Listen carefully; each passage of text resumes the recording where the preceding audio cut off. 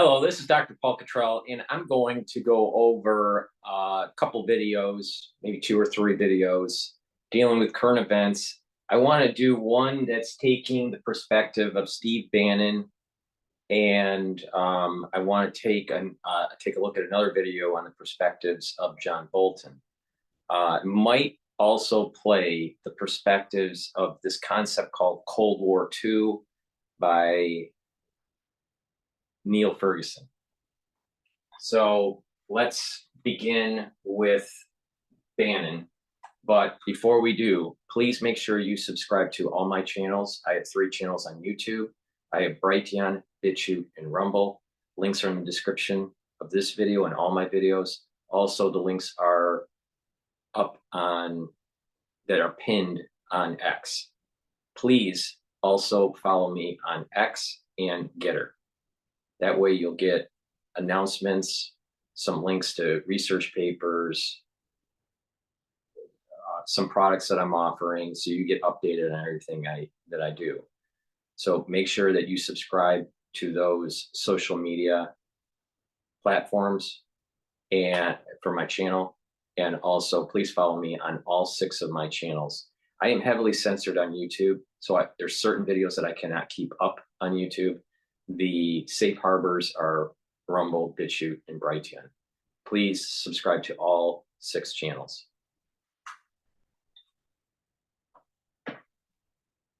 So let's begin with Steve Bannon. He was interviewed on ITV News. This was about 2 weeks ago, but I think in the context of what's going on with Ukraine, I think it's interesting to get the perspective. Thank you, Robert. Glad to be here. Thank you very much for joining us tonight. Now, for British viewers who are not quite as close to what's going on, in your part of town as Americans, you were close to Donald Trump. You fell out. What is your relationship with him now? I'm not so sure I really fell out, but I'm very close to President Trump. Have been for many years, particularly after he left the White House in 2021. And so how much advice do you give him at the moment on a sort of daily, weekly basis? Well, we have the number one show for MAGA, the number one show for activists streaming on podcasts and radio every day for 4 hours, 6 days a week, of which he gets a lot of the content from. And I don't want to disclose, personal conversations with him, but we're in pretty close contact. And so we're going to go to a break in just a second. I've got one related question, and then I've got loads more to talk to you. You have said that your Make America Great Again, your MAGA movement, has trained 3,000 people to enter government were Donald Trump to be re-elected president. Who are these people? What jobs would they do? When you win the presidency, you immediately get 3,000 political appointees to basically work with and control 2.2 million federal employees, about 2.5 in the military, and about 16 million contractors. It's about 20 million. Remember, we spend $7 trillion a year. We run a $2 to $2.5 trillion deficit that we can't pay for. We just print money to do it. When you win the presidency, you get 3,000 political appointees immediately, and you get 1,000 that have to be Senate confirmed. We're training many more than the 3,000. As you know, in 2016, where we came from behind and won, we weren't really ready with the depth of talent you needed and the number of people trained up to take over really the executive branch. This time, we're training much more than 3,000. The Heritage Organization, Center for Renewing America, all these different organizations that are conservative on MAGA are training tens of thousands. 3,000 will be the first wave that hits that will really staff the Trump government at every level, from Department of Energy, Department of Defense. Every billet that needs to be filled will be filled pretty quickly in the second term. Steve, don't go away, because I want to know. I think his point. This is a short video.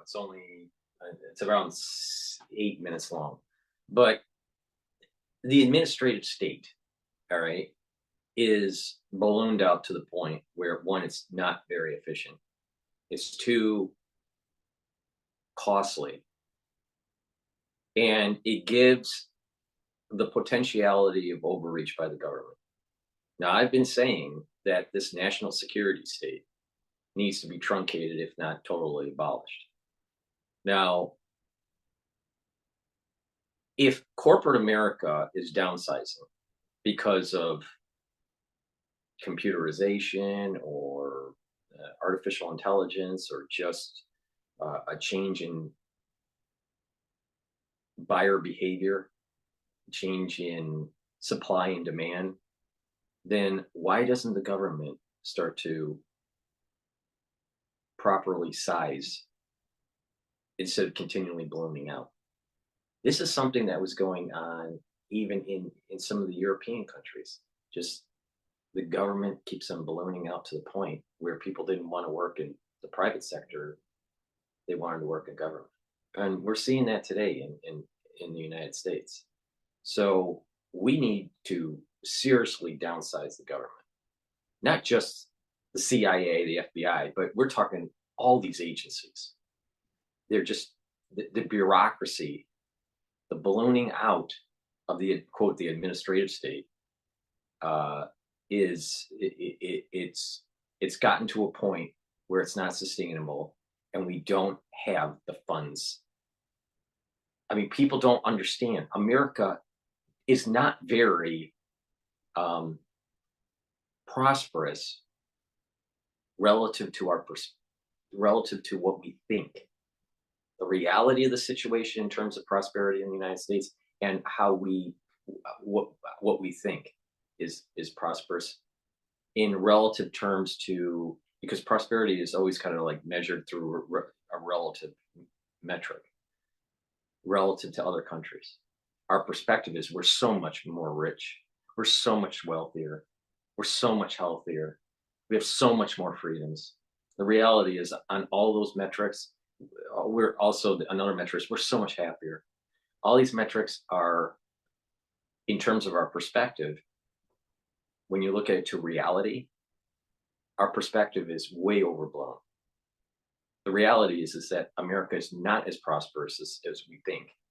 America is not as happy as we think. America is not as healthy as we think. So we can't continue to afford this ballooning of the government, of the administrative state, the national security state, the military industrial complex. We can't keep on doing this by just exporting our debt. That's what we do. We print money and other people buy it. And so that printed money, all right, is floating around.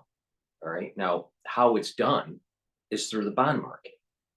We create all this debt, we issue bonds, people buy the bonds, and that money that's out there goes to the banks that actually deal the bonds. So if Saudi Arabia or China decides to buy $50 billion worth of bond issuance on a certain day, all right, the banks that are issuing this debt, right, the banks that are actually the dealers, let's say JP Morgan, they give them this bond that was issued by the Treasury. And they buy that bond. The Saudis buy the bond, the $50 billion worth of bonds. JP Morgan gives them the bonds, and Saudi Arabia gives them the cash. And what's happening is what happens is it gives you this false reality that we're stable. But all we did was actually just issue debt. And we soaked up someone else's funds, but they have to buy it in dollars. So the other part of the equation is the Federal Reserve keeps on printing money. All right. And that's sort of what, as the money is being printed, right, the Saudis can't buy the bonds in any other currency other than dollars. So it kind of soaks up this over printing from the Federal Reserve. Now, the Federal Reserve can dial it in and out by either selling bonds in the market and soaking up money, or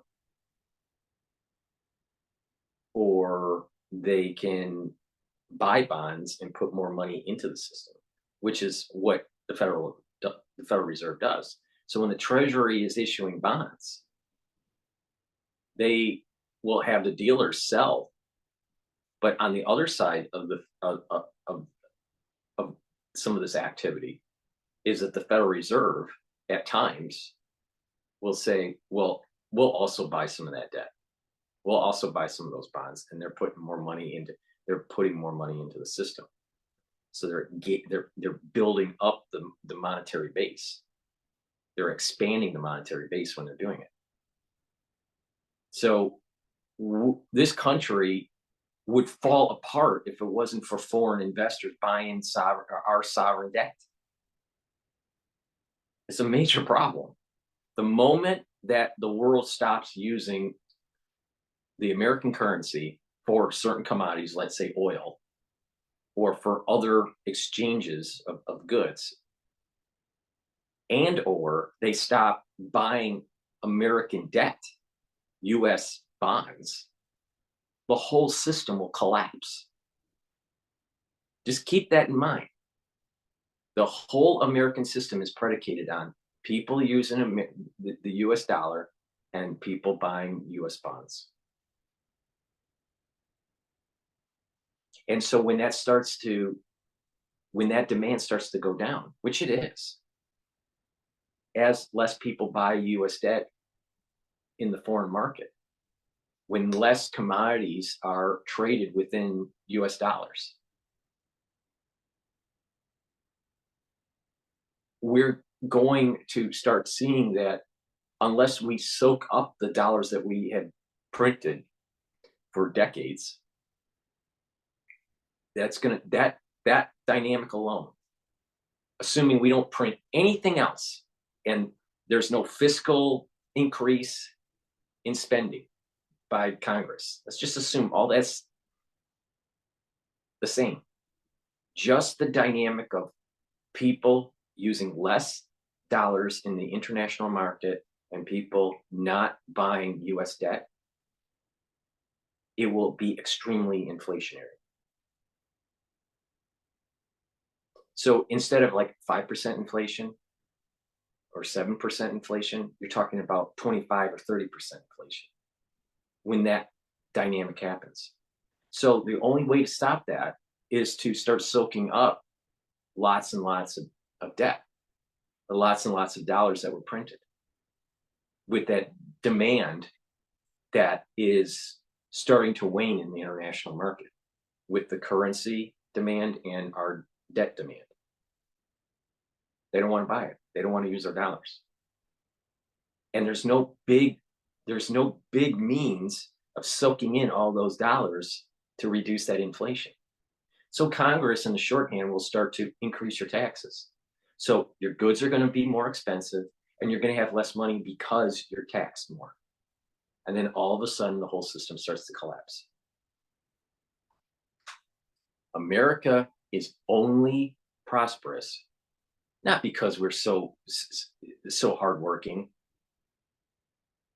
not because of all this tech we have. It's because people use dollars and people buy US debt. That is the only reason why we are prosperous.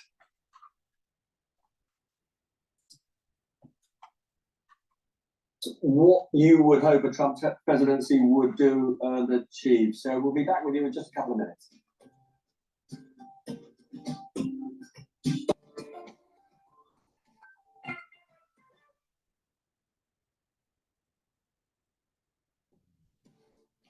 Welcome back. I'm delighted that Steve Bannon is still with me. Steve, historically, you and President Trump have mistrusted what people call the deep state. Will you try and replace people at the top of the CIA and the FBI and all of that?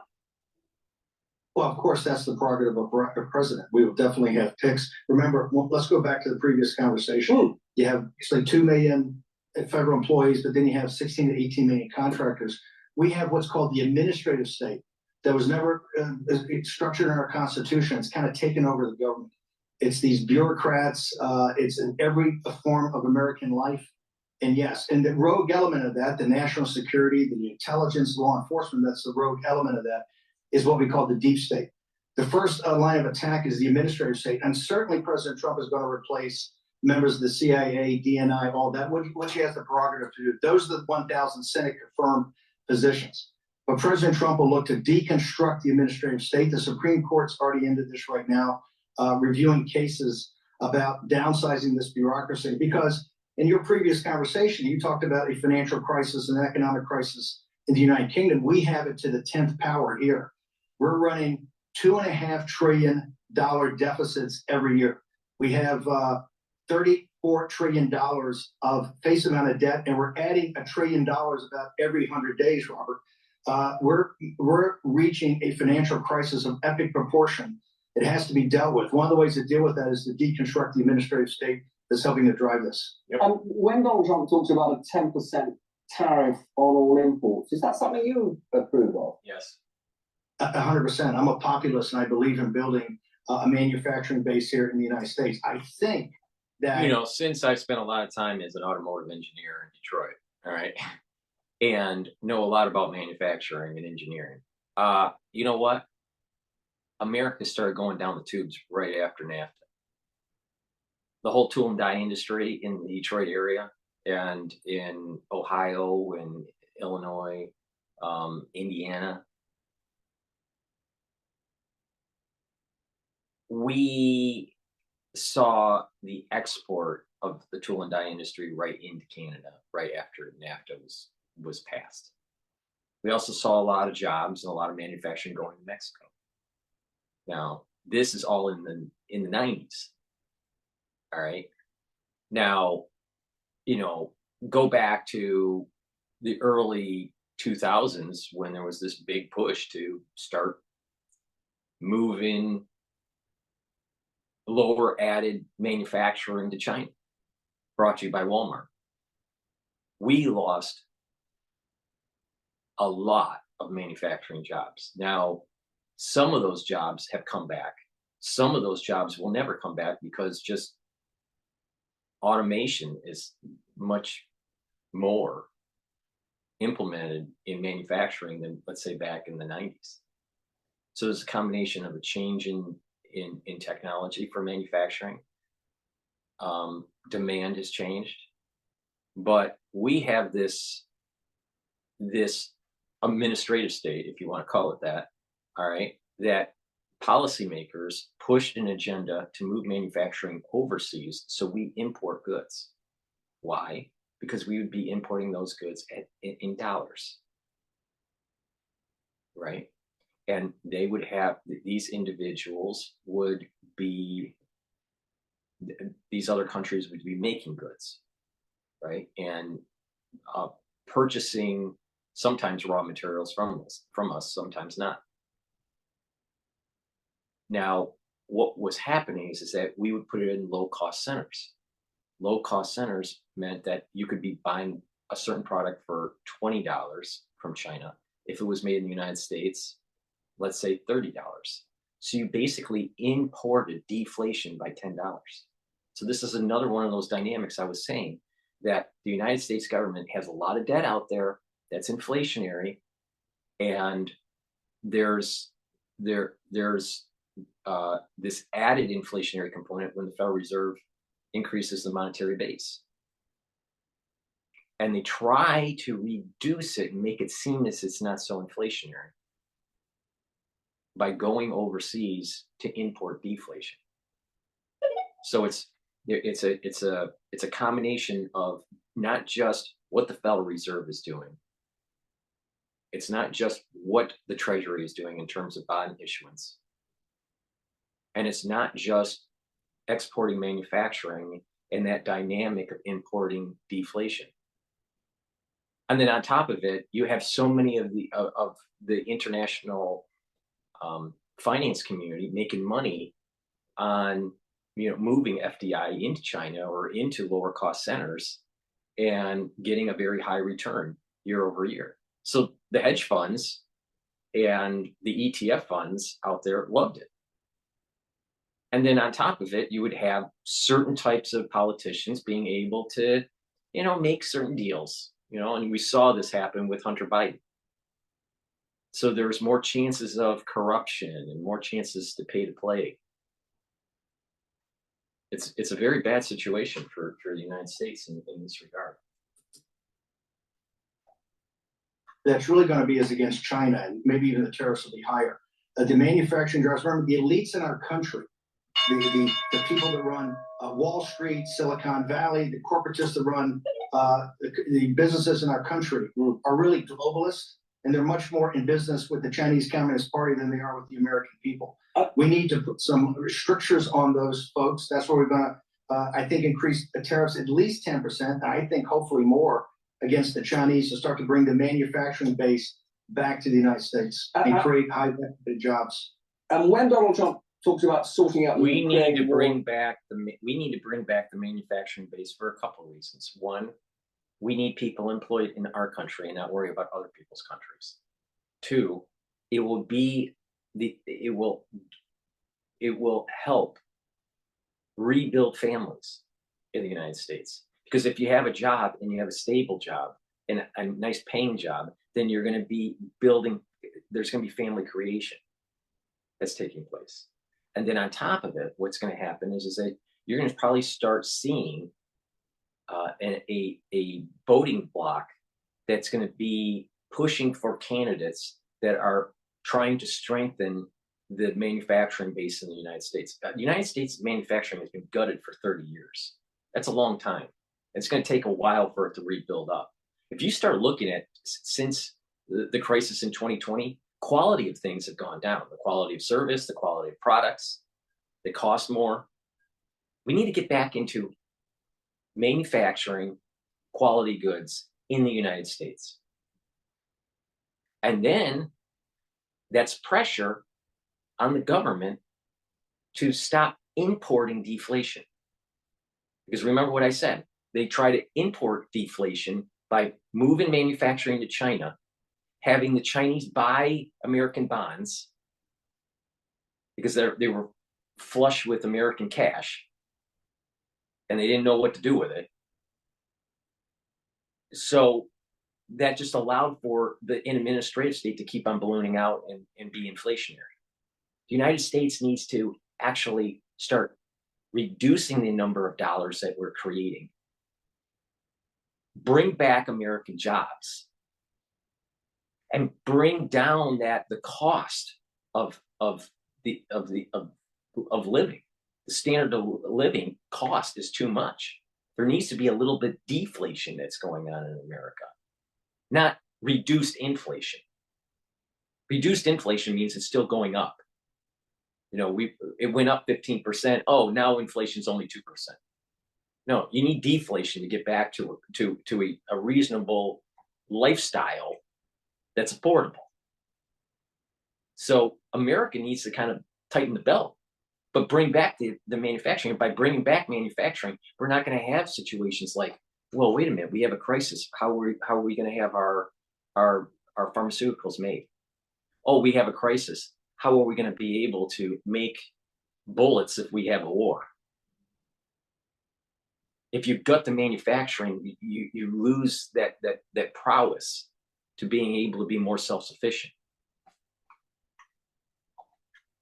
But the bankers, the Federal Reserve, the Congress, Wall Street, the hedge funds, they all work together to move manufacturing overseas so Congress can and the Treasury can continue to print more bonds to sell in the international market. Because if China didn't have American jobs, American manufacturing jobs in China, then China wouldn't have the American money to be able to buy the American extra debt that we keep on. So if we cut off the demand for American debt because of this exporting of manufacturing to China and other countries, then it tells Congress very forcefully, stop spending the American taxpayer dollar, their hard-earned income, and trying to fake it by not increasing taxes so much, but just inflate the dollar. because you're taxed two ways, directly by increasing taxes or indirectly through inflation. And most of the time, Congress will pick the inflationary route. You stop it by cutting off the demand for American bonds. And then it will be a signal to force Congress to stop spending. But the American public will have to tighten the belt. So short-term pain will mean long-term benefit.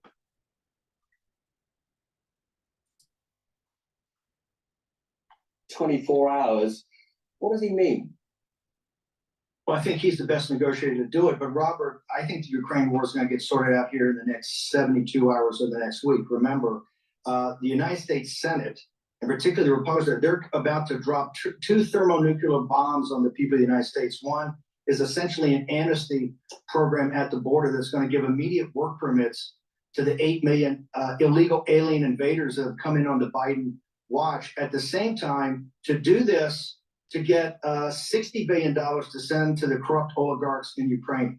And the Republican Party is going to fight this tooth and nail. We're going to fight it in the House. MAGA does not want one more penny going to Zelensky and these corrupt oligarchs in Ukraine. We want people to go to the negotiating table. It's time to stop killing on American money, the $120 billion we've already put in, to stop killing innocent Ukrainians. It's time to get to the negotiating table. I think President Trump could cut that deal in 48 hours. But I got to tell you, I think that this Ukraine situation is going to be solved well before he gets back to office. But surely it would be appalling for peace in the world if Putin, hangs on to a large chunk, about a third of Ukraine, as a result of an illegal invasion. The eastern Russian-speaking border of Ukraine is not in the vital national security interests of the United States. What's in the vital national security of the United States is the southern border of the United States, about our sovereignty, our territorial integrity. And in addition, starting to have our NATO partners start to be an alliance and stop being a protectorate. The first thing the Europeans ought to start thinking about is you've got to get up to the 2%, which I think the United Kingdom does in Poland, but you have to become an alliance, not a protectorate. A strong NATO alliance where the individual nation states are actually getting militaries and paying 2% of their GDP, which they committed to, with the United States as an alliance partner, not an overall security guarantee by the United States, is the way to thwart Russian aggression. I spent 8 years of my life as a young man as a naval officer, 4 years in the Pacific, in the South China Sea, and then in the North Arabian Sea and Persian Gulf on a destroyer that was ASW hunting Soviet submarines. I spent a couple of years at the Pentagon when we worried about the Soviet Union, the Bolsheviks coming across the North German plain, the Fulda Gap. That's not a point today. You saw 80% of the combat capability of the Russians, I think, by NATO have been destroyed in Ukraine. So I don't think you have to worry about. I don't think you have to worry about. Bannon, I'm being told, unfortunately, slightly frustratingly, because there's so much more I want to talk to you about. We are out of time. All right, so that was Bannon. In terms of Ukraine, I believe the American taxpayer cannot afford anymore sending money over there. Not only that, we spent so much money already and they couldn't get the job done. And the perspective of the U.S. national security state has been poking the bear for the last 30 years. 20 of those, 20 plus years of that was when Putin was in office. So our CIA has caused this issue to happen. All right, what actually happened in Ukraine in 2014 with the coup? What was going on during Obama's administration with Ukraine? Seems to be a lot of connections between Hunter Biden and Ukraine and Biden, Joe Biden. Seems a lot of nefarious things were going on over there. And then Zelensky has this assumption that all the Western powers should be just continually shovel money there. If you were listening to Zelensky, you would have heard over the period of time that this war has been going on. Zelensky kept on saying, America needs to, help. Germany needs to help, keep on sending money and equipment. And then when he was starting to advance several months ago, all right, and it looked a little bit more positive for Ukraine and more negative for Russia and Putin. This was when the whole Wagner Group fiasco was happening. Zelensky actually asked for, not only does he need money for military operations, he needs money for rebuilding. It's going to be a never-ending, bottomless pit for the American taxpayer in Ukraine. We need to pull the plug. One, because we were poking the bear that we shouldn't have been poking. We should have been integrating Russia into the world economy and be more peaceful with Russia and be able to have a stronger footing against China if they invade Taiwan. That would have been the better strategic goal. But the administrative state that's ballooned out that we pay for has all these plans about, how bad Russia is. They have a Cold War mentality, and we're out of the Cold War. And that will lead into this idea that because of this new emergent behavior from this national security state, we're moving into what Neil Ferguson has said, Cold War 2.0. Now, before we do that, I want to play from Times Radio about Bolton. Folks who have stopped driving at night need to see this. Did the Harvard Stem Cell Institute just find a way to restore crystal clear 20/20 vision without glasses, contacts, or surgery? The best part? This incredibly new technology. I think a second Trump term would do enormous damage. All right, let's play this. Just that commercial is random, right? But they were talking about the Harvard Stem Cell Research Center. One of my professors, Dr. Anderson, William Anderson, he's one of the professors that's tied to that research facility at Harvard. And there's some amazing stuff that is happening in stem cell research. That's for sure. That's just as a random fact. But okay, let's go with Bolton. All right, here we go. Withdrawal from NATO alone would be a catastrophe and not repairable. He looks, Ambassador, like an unstoppable force when it comes to becoming the Republican candidate, doesn't he? Well, if you had to bet today that he would be the nominee, I think that would be a pretty safe bet, but it's not certain. And Chris Christie's withdrawal opens the possibility that either Nikki Haley or still Ron DeSantis have a chance to beat him. My own view is that really only about 30 or 35% of the Republican Party support. So this is an old video. I apologize. His backing has increased I didn't because realize of these court cases. this was such an old video. I was hoping that was a newer video. Because it was talking about Trump and NATO, so I figured it was part of the whole new comment that Trump made. Let's play Ian Bremmer. He's pretty good on economic and international. Hi, everybody. Ian Bremmer here, and a quick tip to kick off your week. Could be so much to talk about. I say kickoff, so you think it's Super Bowl, but no, I'm not going there. Don't. I mean, I care, but not after the game's over. Then I'm kind of done. It's exciting that way. I love sports. Very excited, and then over immediately. Let's move on to NATO. And I have to interrupt because this is my show, and I'll interrupt whenever I want to. So, Ian, this football season, in terms of the NFL and the Super Bowl, that Super Bowl was totally rigged. And I'll tell you, the Chiefs, football player that's dating Taylor Swift, I'll tell you, this whole thing is to soak up Swifties to start watching the game because there was falling ratings going on with the NFL. And then on top of it, you play 2 national anthems. The last I looked, there's only one nation in the United States. So what's happening is the NFL is becoming this virtue signaling operation to try to convince you to, you know what, go to CVS and get an inoculation. Brought to you by, you know, Big Pharma. And then Taylor Swift is telling you, go vote for Biden. And meanwhile, you have half of the football players kneeling. There's no respect for God, country, and family anymore. And you're seeing it in the NFL.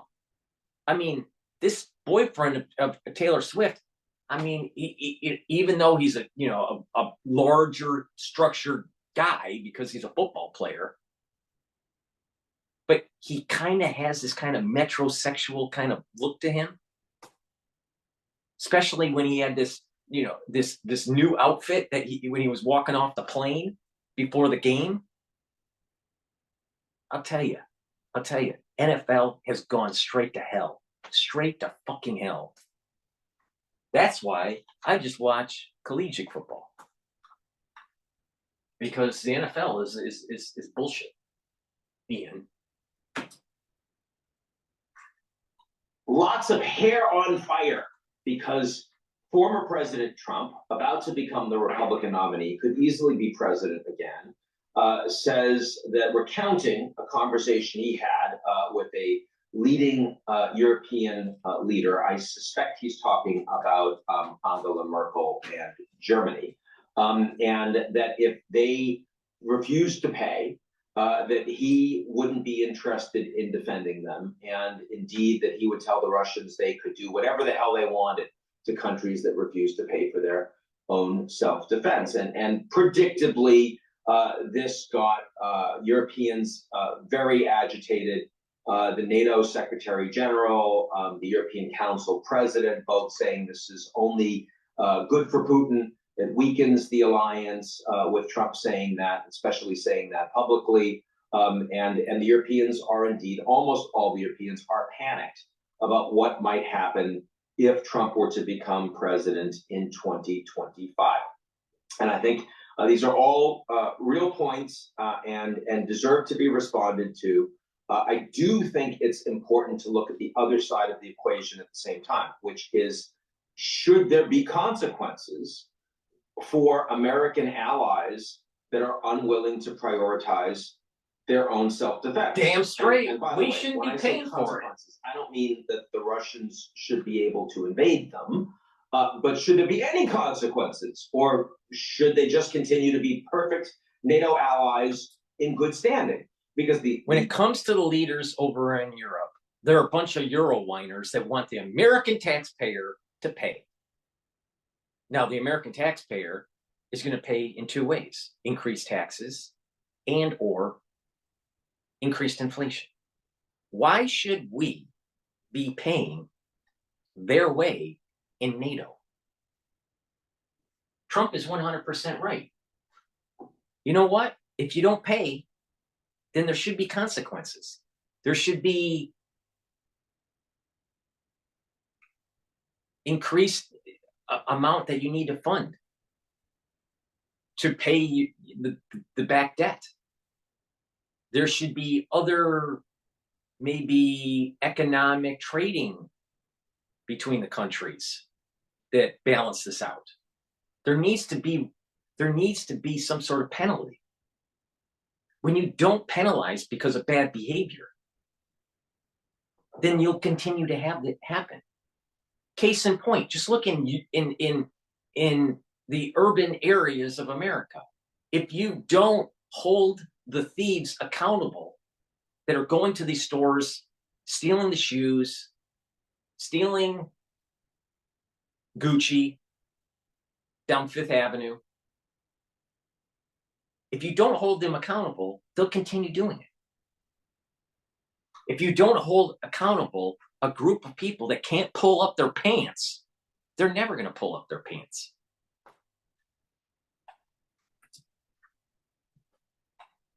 facto policy of the United States appears to be, well, otherwise, yeah, tell them they need to pay more, but we're not going to do anything if they don't. And that also doesn't seem reasonable. That seems like a policy that is guaranteed to alienate the Americans and lead to a much weaker NATO. In fact, if you are a country that is not spending on your own self-defense for years and years, that also is a strong signal to Vladimir Putin. That also is a very weak signal to the future of the NATO alliance. But unfortunately, that message is never sent.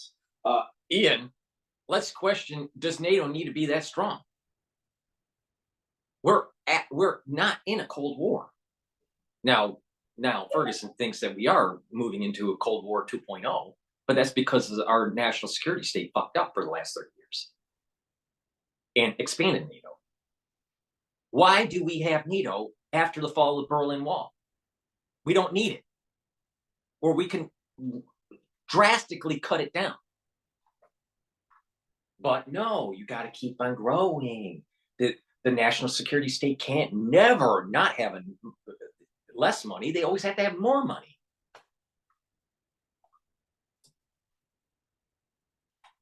By the president of the European Council or by the leaders of the countries that don't care about spending on their own defense. I mean, the Canadians, for example, spend less than 1.3% of GDP on defense.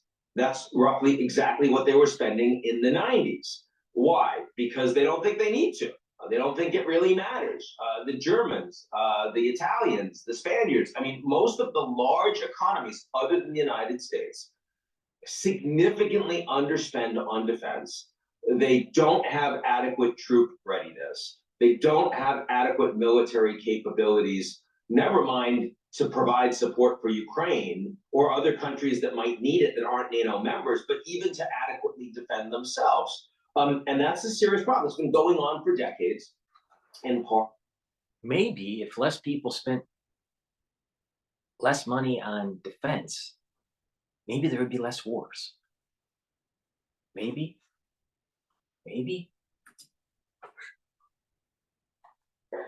Because of a belief that there was a peace dividend, that there weren't going to be wars anymore in Europe. So they didn't really care about NATO and let the Americans spend if they want to, but we don't have to. And that's unacceptable as well, especially when the Russians invade Ukraine. Now, after the Russian invasion of Ukraine, a lot of countries took it more seriously. That's why Finland has joined NATO. That's why Sweden is about to join NATO. Certainly, the frontline countries. Wait a minute here, Ian. Didn't you watch the video from Tucker? Putin said 5 reasons why he invaded Ukraine. And, oh, guess what? All those 5 reasons was an expansion of American prowess. That's why. And he kept on begging them to stop. Assuming that Putin is telling the truth. But what he said seems really logical. And, oh, by the way, if you look at this big arc of 30 years or even 50 years, the CIA has colossally fucked up this world. And expanding NATO is not the answer. But America shouldn't be paying for it.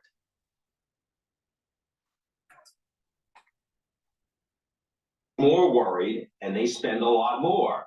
But those countries that are free riding in the back, they don't care as much. And clearly the right answer is somewhere in between. It is that for years and years, the Americans need to say that if you don't spend, or else.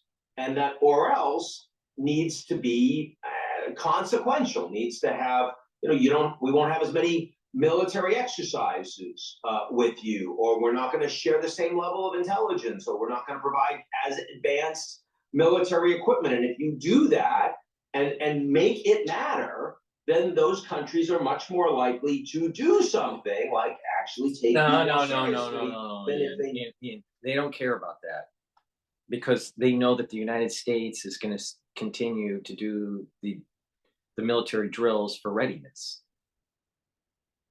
What you have to do is go to the EU and say, you're going to be taxed. And they will then start spending money for NATO. See, it's all about taxing goods and services. See, the Achilles heel for the globalization, Ian, and I know you're a globalist, is taxing. And that's why Trump was so effective, because he understands that. You don't like an international player, you tax the hell out of them. And then they'll start playing ball. Oh, you have no fist in your glove. Now, there is a broader question, which is whether a President Trump actually wants the Europeans to spend 2% and then he'll be happy and committed, or whether he believes that NATO is just a drag on the United States. It's a multilateral group. It's a commitment with countries that the Americans would rather not be committed to, that Trump thinks it's a fool's game and would rather leave. There are those that have worked with Trump that feel that way. Former National Security Advisor John Bolton certainly thinks that, has articulated that that is Trump's actual private view. Hard to know. We'll say that Trump feels much more comfortable with allies like the Saudis, for example. And you'll remember that he traveled there before he traveled to European countries or to Canada, in part because the Saudis, not just short-term transactionally, but longer term, are committed to U.S. defense, but also recognize that they need to spend, and that there is a very ongoing mutual backstop. I'm sorry, Ian. Sit down and get a history lesson.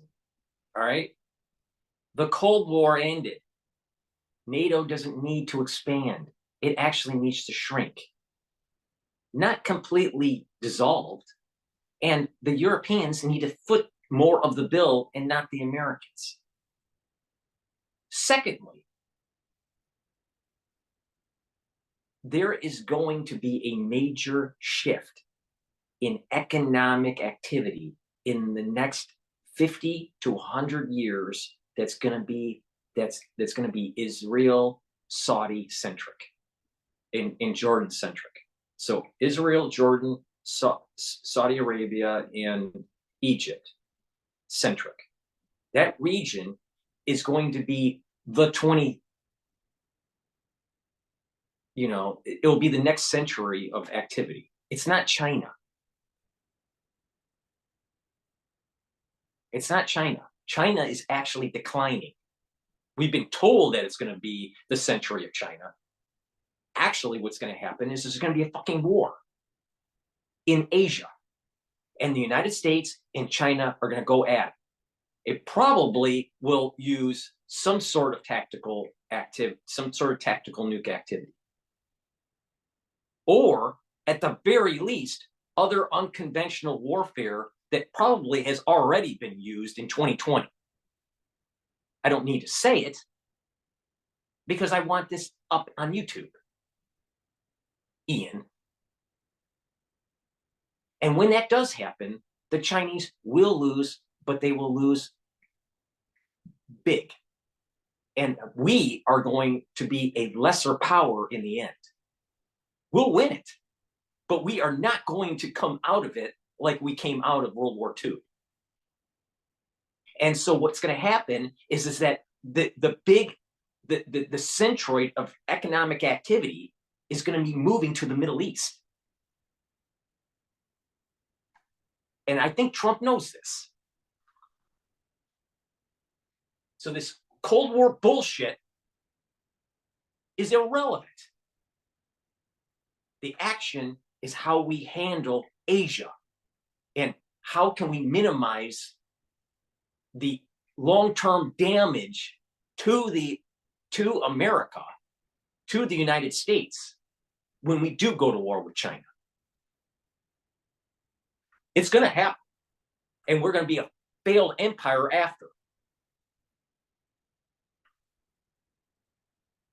Don't be an idiot, Ian. countries. And the fact that the Saudis don't share American values is of very little interest to Trump, in part because the United States frequently doesn't live up to those values, and certainly Trump doesn't care very much. It's the alignment, Ian, open up your Bible. It's the alignment of Ishmael and Jacob against Esau. That's what's happening. Wake up. And that the Europeans, in being committed to multilateralism and rule of law, which Trump isn't as interested in, but also more willing to use that to help, sort of strengthen an alliance system that has values as a component of it, is something that Trump thinks the Americans get taken advantage of with.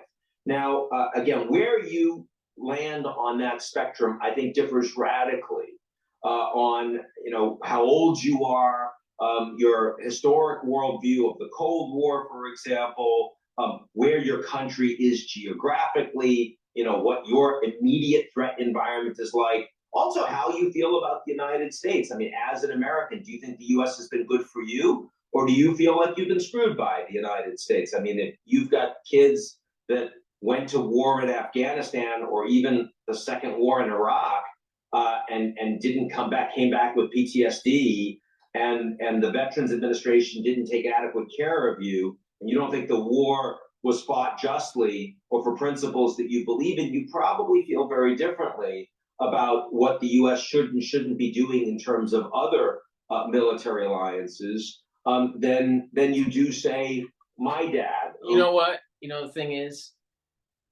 there's too many people making the decision, like Mitt Romney in the Senate, to send money to Ukraine. But is he sending his kids? Is he going in a military vehicle over to Ukraine and fight? Of course not. Of course not. But he's got a lot of money in the bank, and he's going to enjoy his life. We have too many people making the decision that their decision has no long-term consequences on their family or them personally. And there's the problem. My whole life has been nothing but America at war. America at war. My whole life. When did we have peace? Ian.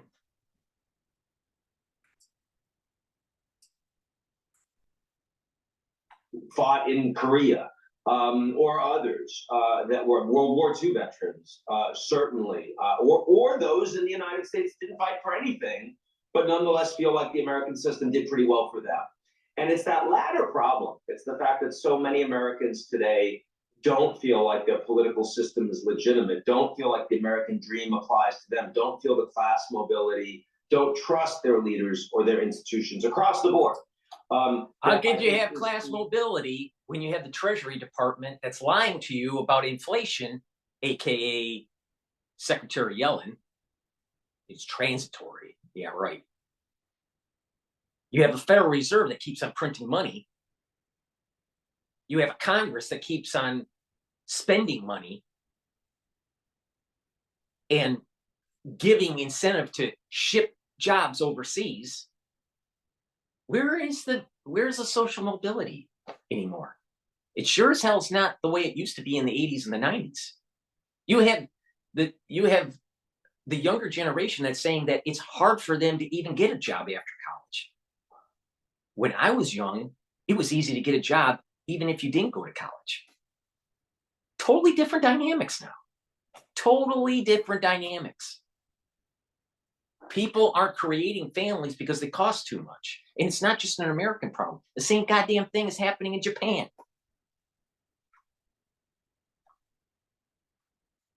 Globalization failed. It's time to reboot. And it's localization, baby. But you wouldn't understand that, Ian, because you're a globalist. So much space for populists in the United States to say, why are we doing for other countries? Trump's other statement that we saw over the last few days, we shouldn't give any foreign aid. It should all be loans. And if you don't behave in ways that we like going forward, then we should take those loans away and we should make you pay it back. And he didn't say that only applies to the Europeans. From his perspective, that would apply to Israel. That would apply to the Japanese. That would apply to Mexico. Canada doesn't care. Doesn't care. It's America. You know, the thing is, America shouldn't be the smorgasbord for the world. It's time for other people to pay for their own way. It's time for them. If they need help, give them a helping hand. But there has to be some sort of payback. Because what happens is they'll just keep on going like a pig at the trough and just eat more, you know, bacon and pancakes at the smorgasbord because it's all you can eat.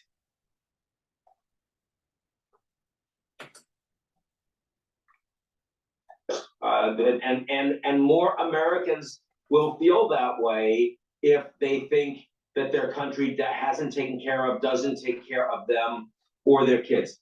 I don't feel that way. I'd like to live in the United States. It's the richest country in the world, and we have much more ability to do more for others. And long term, I think that plays to our advantage.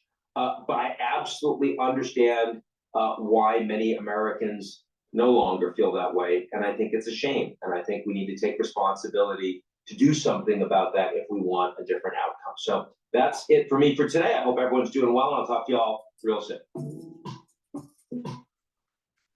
More bird droppings from Ian. Before we go to the next video, I would like to explain to the audience the anti-aging boxes that I have in my store, the-studio-reykjavik.com. I have different anti-aging boxes. I curated them in such a way where it's different products to help synergistically use these supplements in such a way that it will either improve your skin or you know, help with the aging process. So I want to focus on one that I call the anti-Fauci box. I have an anti-Fauci beginners box and an anti-Fauci advanced box. Now, because of the name of the box, you can understand why I'm calling it this. It will improve your immune system, and it's based on 3 pillars. One pillar is neutralize pathogens, the other is bring down free radicals, and the last pillar is bring down inflammation. All right, that's the core of the anti-aging protocol and to help to boost up your immune system. So I created these 2 boxes. I have many different anti-aging boxes, but for this video, I just want to focus on 2.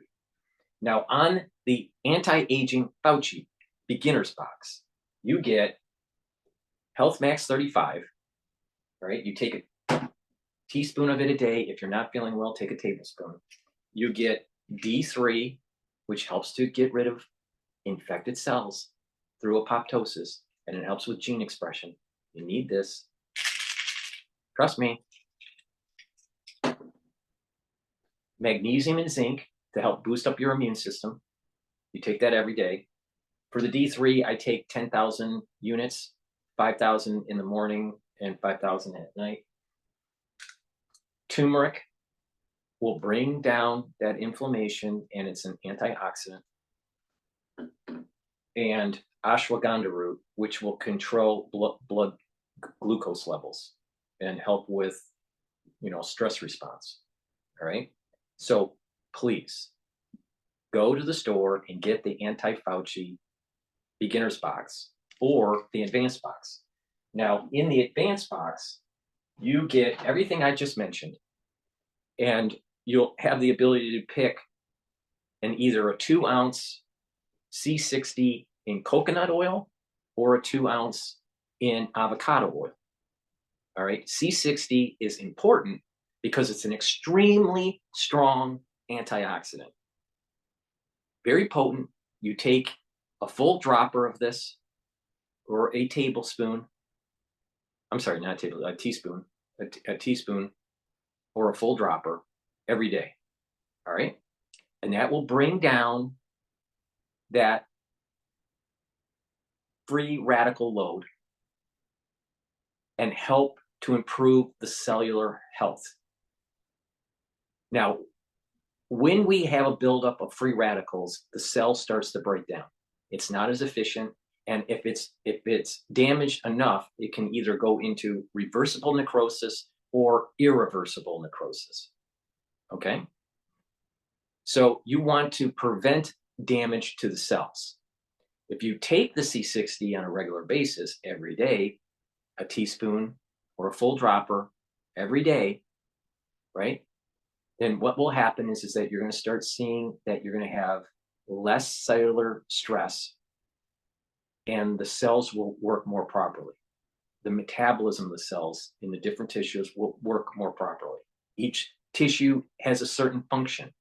So if they're working properly, your body's in homeostasis. If they're not working properly, you're not in homeostasis. So you want to take the C60 every day. All right. And then when you do that, it's going to improve the health of the mitochondria and your ATP is going to start to go up.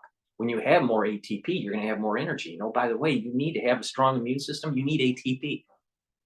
That's part of, it's not the only reason, but that's part of the reason why when you get older, your immune system starts to go down. It's not the only reason. There's also a reduction in memory cells, B and T, memory T cells and B cells, and there's more complications when it comes to geriatric care and aging. But you want to slow it down. And you can slow down the aging process by neutralizing pathogens with the Max 35. Take a teaspoon of it a day. If you're sick, take a tablespoon or two a day. Take C60, either coconut oil or avocado. All right, this is the 2-ounce bottle. And take the turmeric and the ashwagandha root. And that, as a core, will slow down the aging process and boost up your immune system. So go to my store, the-studio-reykjavik.com, and get the beginner's anti-aging Fauci box. The anti-Fauci beginner's box. The beginner's box is $200.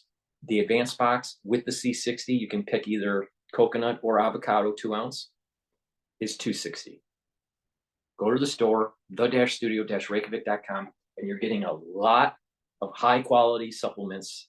And you follow what I'm saying, you are going to slow down the aging process. And by the way, you're going to be boosting up your immune system. And you're going to need a boosted up immune system. You know why?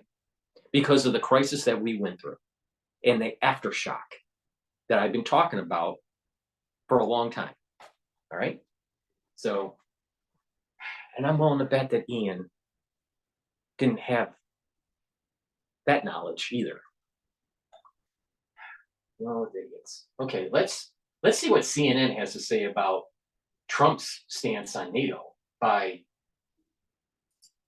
Allied Commander. Don't watch this ad if you don't want more confidence or to feel like a man. Are your printer box thinking you look like an oil spill? Johnny Slicks can help. Bartender. Fallout. Wesley Clark, Allied Commander. General, retired General Wesley Clark. Okay, now, what war did you win, dude? General. Oh, none. Not one general has won one war since World War II. Not one. Not one.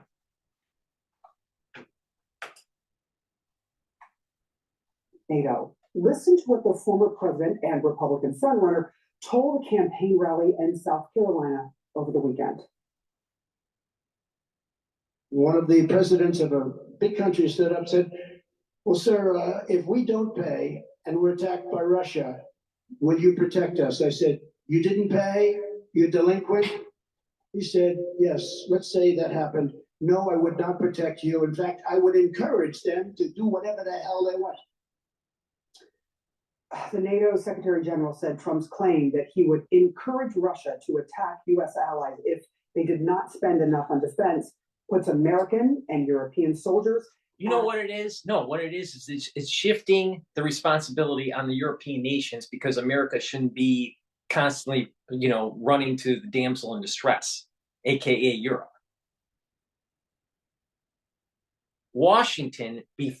George Washington, before he left office, warned the American public, do not get into European wars.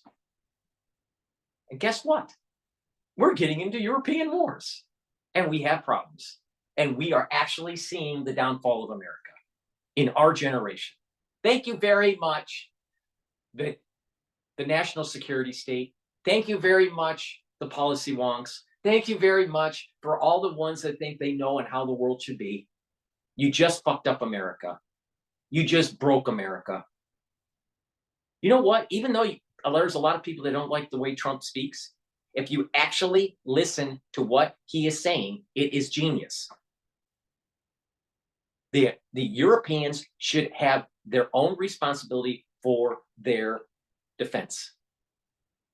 And by being more defensive, in terms of paying for your own defense in Europe, then it will signal Russia that, oh, by the way, maybe there needs to be more peace negotiations.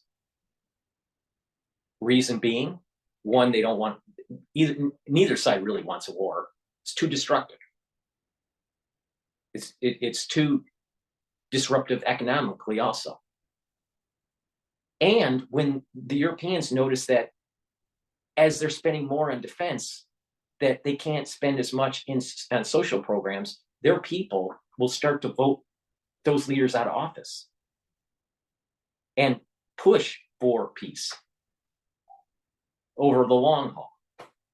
So them being responsible for paying their own way in defense is twofold. Signals Russia, you know what? They're serious, and maybe slow down on further conflict. But it also signals to the European nations, you can't really afford it. So start integrating Russia into the international economic community, which is what Putin has been begging for the last 20 years. But you won't hear that on CNN. You'll only hear that on PNN.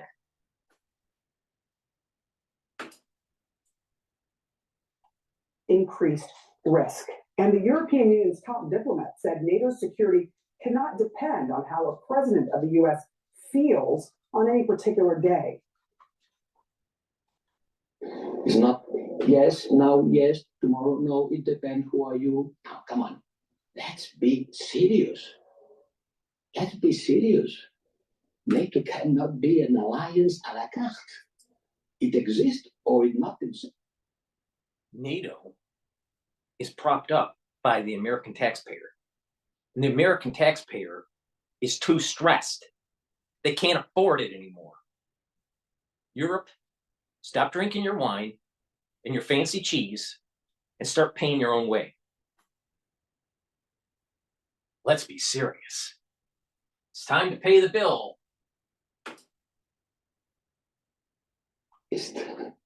But I did want to ask you, former NATO Supreme Allied Commander, to react to Donald Trump's comments where he effectively invited Russia to invade NATO countries that... General, what war did you win? Oh, none. All right, okay. And he's in Little Rock, Arkansas. Hopefully he doesn't get Arkansas. Not have given as much to NATO as they are asked to. You know, John, you can't put enough adjectives on this to describe how treasonous such a comment is, how unfeeling, how insensitive to the fears of Europeans, many of whom have lived under Russian oppression. They know exactly what it is. They're much closer to the problem in Ukraine than Donald Trump has ever been, and they know what's going on. Let's just resurrect the Cold War. And oh, by the way, the fall of the Berlin Wall happened what was it, in the early 90s. It was 91, wasn't it? Or very, very late 80s, somewhere in there. I think it was around 91, I thought. So that you have two generations that have passed by, General. They have no idea about this pre-Berlin Wall. General, stop thinking it's the Cold War. Many Europeans had no understanding of what it was like during the 1950s or the 1960s during the Cold War, or even the 70s. Their grandparents, maybe. A little bit of memory from their parents' generation. The people that would really truly been affected by the Cold War are dying out.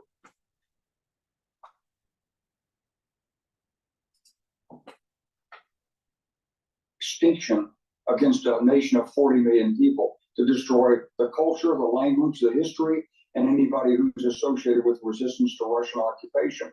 So you could have 10 million people killed if Russia comes in there. Trump just is all about himself. He makes shocking statements. Maybe he wouldn't actually do this. What it is, Maybe you got these globalists and you have these national security state types that want nothing but projection of power. They want nothing but never-ending funding of war. So when you have someone that actually questions the validity and the need for NATO, let alone who's going to pay for it, maybe Trump's right. Maybe we need to have a long talk. Should there be NATO? And if so, who's going to pay for it? And don't keep on resurrecting this Cold War bullshit. Because the action is really going to be in the Middle East and in Asia. And the faster we integrate with Russia economically, the better off we will be when the conflict in Asia happens. General. But because you never won a fucking war, you're leading us down a catastrophe.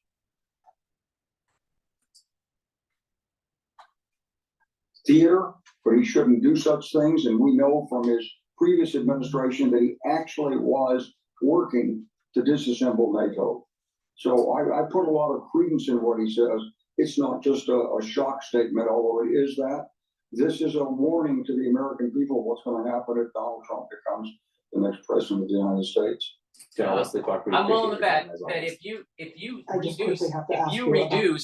you reduce these types of organizations like NATO, I bet that you'll have less conflict.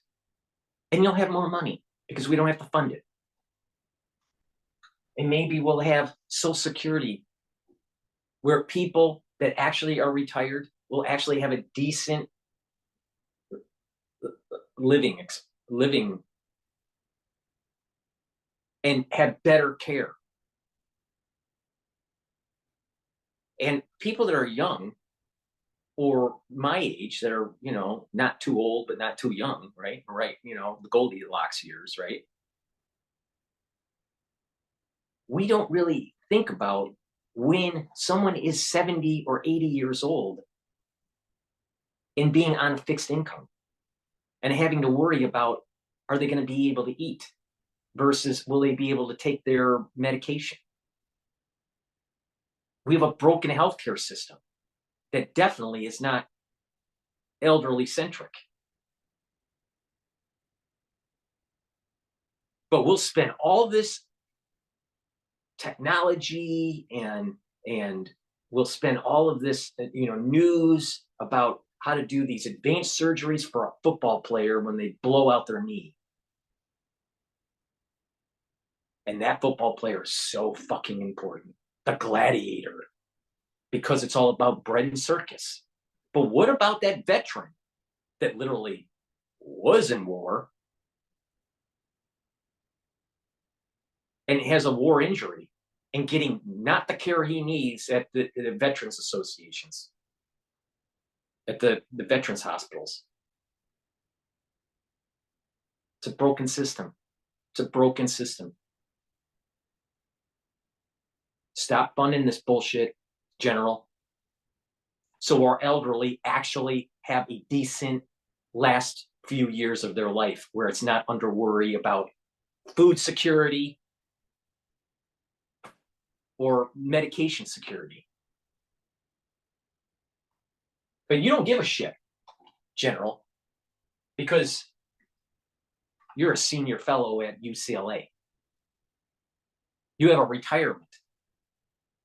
And I'm sure that your medical care is a lot better than most elderly in the United States. Most elderly won't want to go to the doctor because they don't have the money for the medication or for the medical bills. So it's not just about, cutting off NATO because of an overexpansion of the national security state. It's the realization that the national security state is literally choking to death the livelihood of the elderly.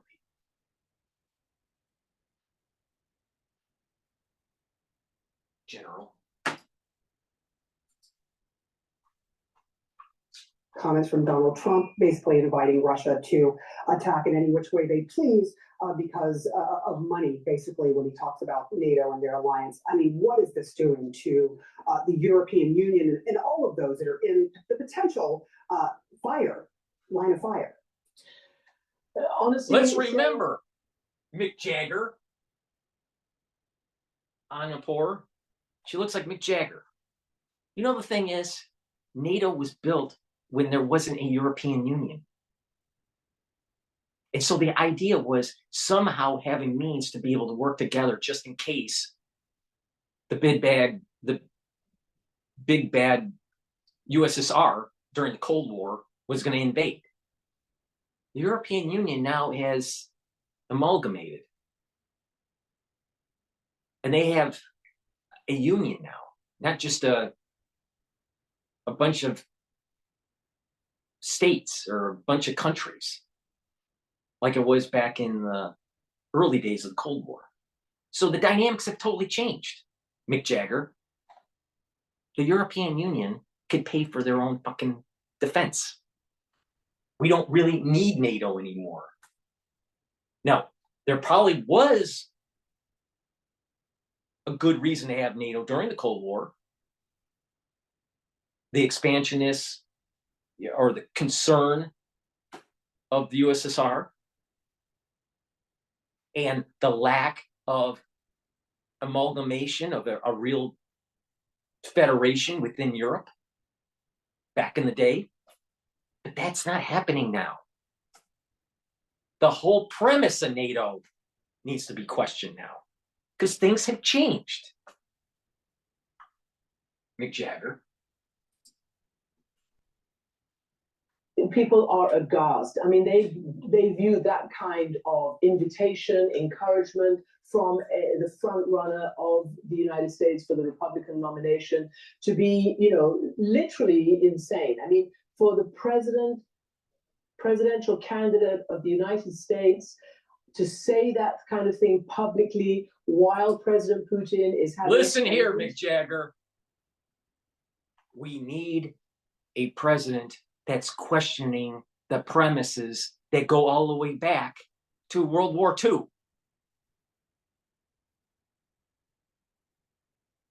Do we want to just keep on going on autopilot, Mick Jagger?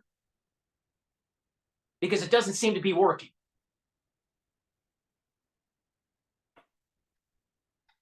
But heaven forbid that you question globalization and the national security state, because if you do, as Chuck Schumer would say, there's 7 ways to Sunday for the CIA to get you. And oh, by the way, we kind of saw that with them interfering with Tucker. Now, there's some strange things with Tucker and the CIA that no one really knows about. But it is not a question that they interfered with him interviewing Putin. No, CIA doesn't do anything wrong, Mick Jagger. I am sick and tired of these talking heads telling you what to think. I'm not trying to tell you what to think. I'm just giving you my perspective because this is PNN, and it seems like there's a lot of bullshit on CNN.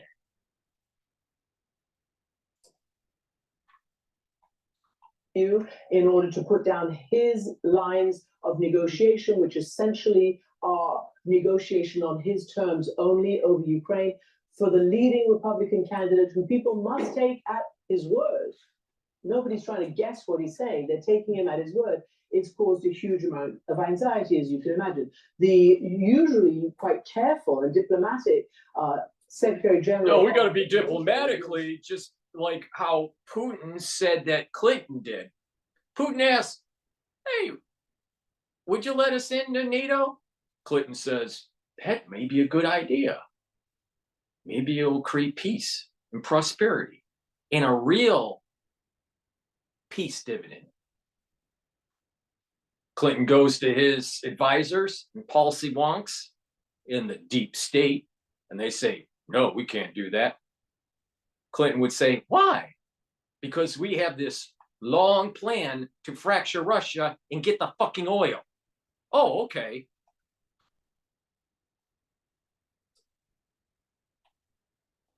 But came out immediately and dismissed this comment and said, they expect any U.S. president, no matter of what party or who that would be, to abide by the rules of NATO and the Article 5. So the idea of, literally he used the word encourage Russia to do what the hell it wants in Europe is terrifying for Europeans and the rest of the world, especially in the defense of democracy. If it's so terrifying, Mick Jagger, Germany can pay for it. The UK can pay for it. France can pay for it. Spain can pay for it. Italy can pay for it.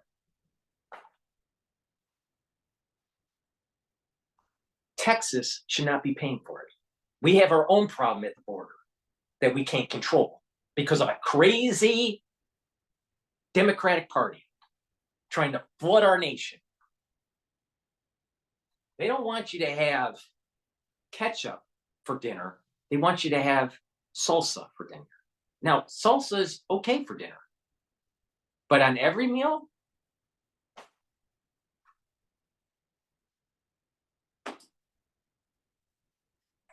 order, which the U.S. has, since World War II led. Yeah, hearing those words were struck to a lot of people's ears, and you heard the response there. Christian Amanpour, thank you so much for coming on the program. Joining me now is retired Army Lieutenant Colonel Alexander Vindman. He is the former Director for European Affairs. Let's roll out a guy that was part of this operation to try to demonize Trump. CNN. I first just want to get your take on hearing a former president who is the front runner for the Republican Party and for the presidency, if you look at the numbers. What is your take on what he just said publicly?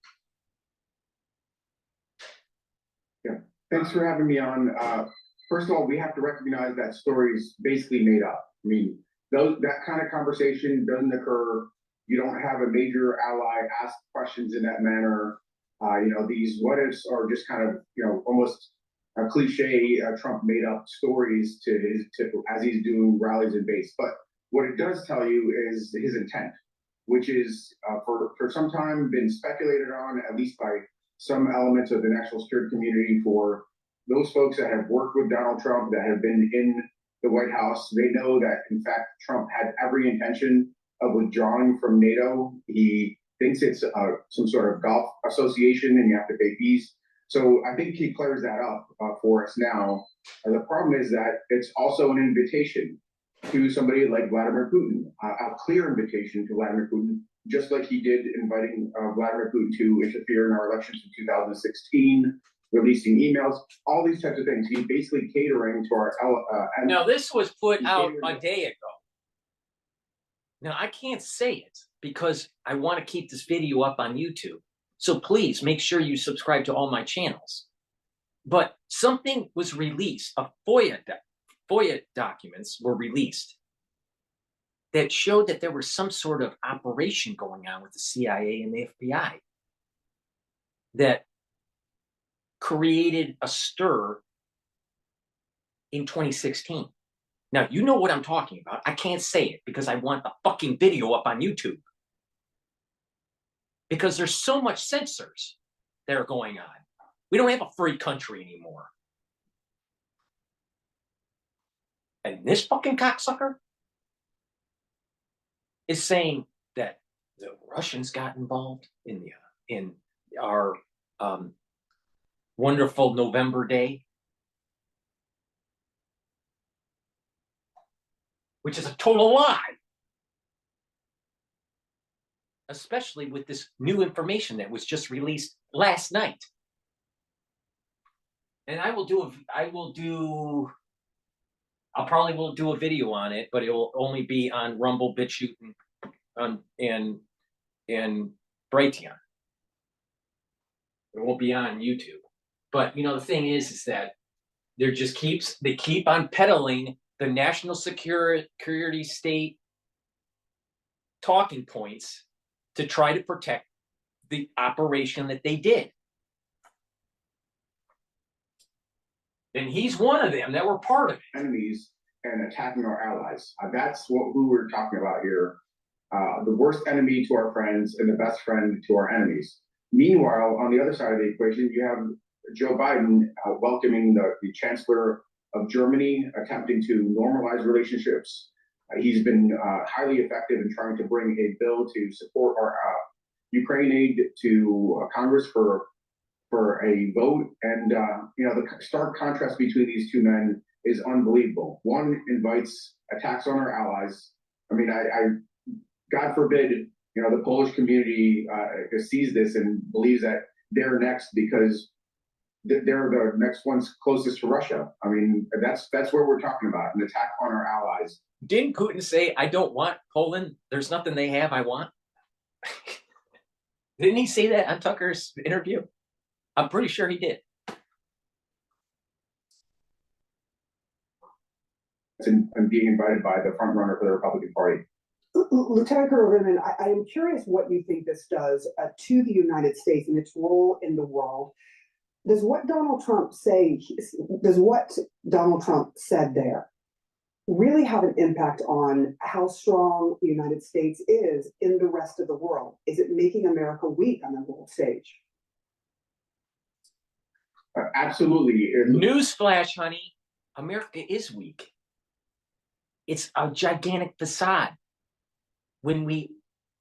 Our prosperity is due to just issuing more bonds and hoping that people will transact in dollars. And both of those there's fracture points that are going on.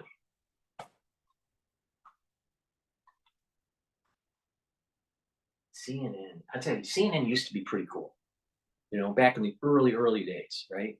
Because it was the beginnings of cable news and 24-hour, and you get a little bit of perspective of what's going on internationally. And I remember, even before CNN, Ted Koppel and Nightline, and and this whole kind of like international affairs. That's part of the reason why I was interested in current events, was because of Ted Koppel.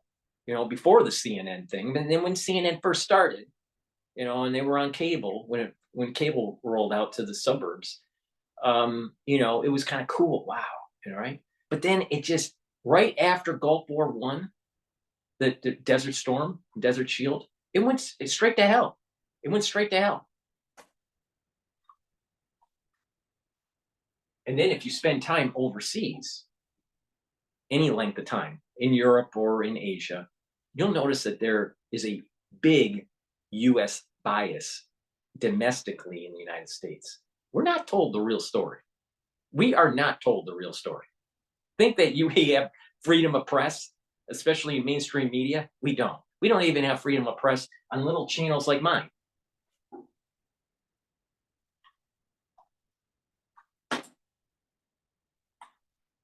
Just look unstable.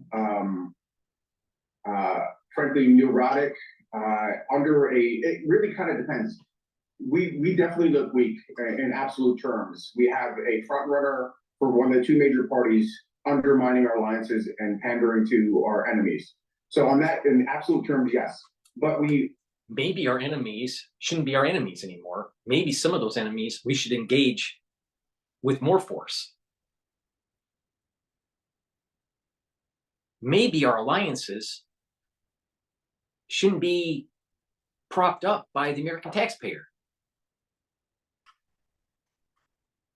You're viewing, we need to view this in a holistic approach. Can we afford it? Is there a cost benefit? Are they, the ones that we're trying to help, really in need of help? Or is it that we're just being told that the bear is in the forest and we got to go hunt the bear? Or perhaps we have to worry a little bit more about the dragon that's in Asia. And we need to be a dragon slayer instead of a bear hunter. We need a little bit more, we need a little bit less of Ted Nugent and a little bit more Beowulf. All right?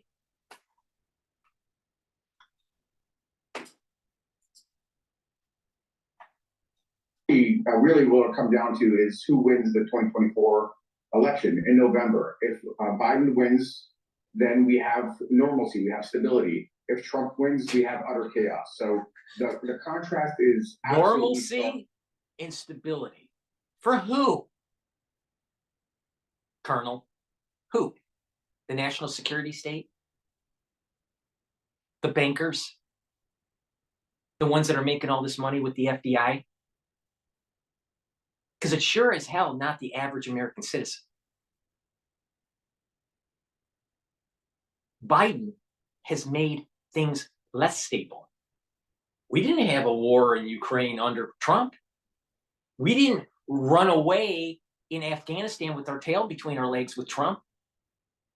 We're not seeing the emergence of World War III in Asia with Trump because he knows where the pressure points are with our enemies and even with our allies that are taking advantage of us. Economic. You want to play ball with us? Okay. Then you'll get preference economically. If you're not playing ball with us, there's going to be taxation. There's going to be sanctions. There's going to be a cut off of the economic activity. That's a smart play. It's a play that actually Reagan did. He basically said to the Japanese automakers, we're not importing your fucking cars. If you want to sell cars in the United States, you build a plant here. And so America was making the cars that they were buying that were Japanese. That's a leader. Biden's not a leader. So stability is only for the national security state. Normalcy is only for the national security state. That, from my premise, is what's the cause of all the problems that we've had for the last 50 years. Maybe not all, but most. One will continue to maintain the U.S. role, continue to maintain U.S. power and frankly, primacy in the international system. And the other one will just completely unwind all of U.S. power and influence and spell disaster. Colonel, define who you mean by U.S. power. Who has the power? What do you mean? And I guarantee you that when you dive into that question, it is the national security state. It's not the American public. It's not Congress. It's not the White House. It's not the judiciary branch. It is the national security state. Inviting our enemies to attack us. When you hear from the European Union's top diplomat and say this just can't happen, it can't be, depending on the president, what the United States' policy is when they've had a longstanding policy. I mean, what is Europe doing right now? You talked about Poland, which is right there, having people coming over from Ukraine right on the border. What do you think that the allies are talking about right now as they listen to some of this language from Donald Trump?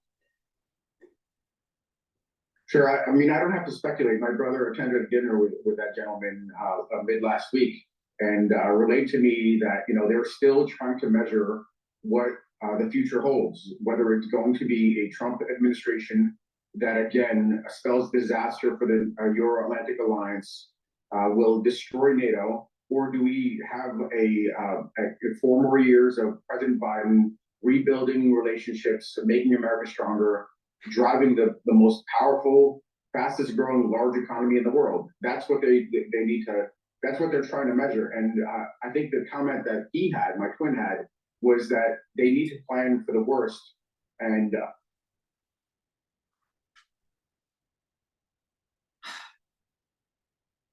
fastest growing economy, when you have many American people that are complaining about the price of their eggs and their milk, what planet are you on, dude?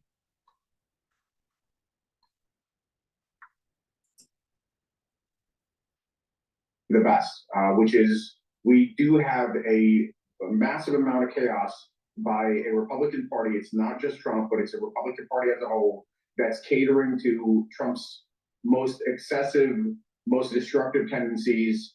I mean, they themselves they passed legislation to prevent Trump from unilaterally withdrawing from NATO, but that's not enough. The amount of damage that Trump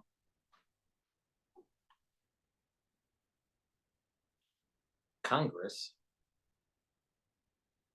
aka run by Democrats and wannabe Democrats, are trying to neuter the executive branch.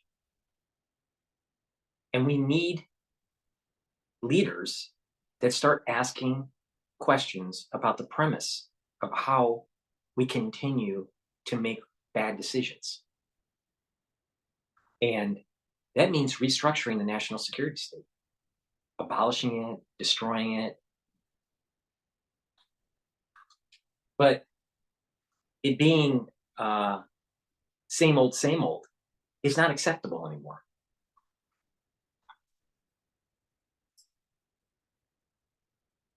Administration can do is really hard to fathom. Lieutenant Colonel Alexander Bannon with a very direct warning there. Thank you so much for coming on the program. Appreciate your time. A deep thinker. Yeah. Okay, Colonel. All right, Colonel. We're going to go to DW now to get an international affairs perspective. Before we do that, please go to my store, the-studio-reykjavik.com, and sign up for the pulmonology lectures that I have done for $50. All right.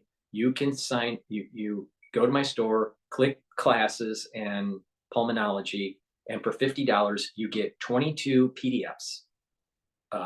They are each one of them is a slide deck of different concepts within the pulmonary system to learn about how the lungs work, diseases of the lung, how to do a physical examination, different tests, the anatomy of the respiratory system, the embryology of it, different diseases like COPD and pulmonary fibrosis, cystic fibrosis. You'll learn a lot, all right? Each day I release a new video.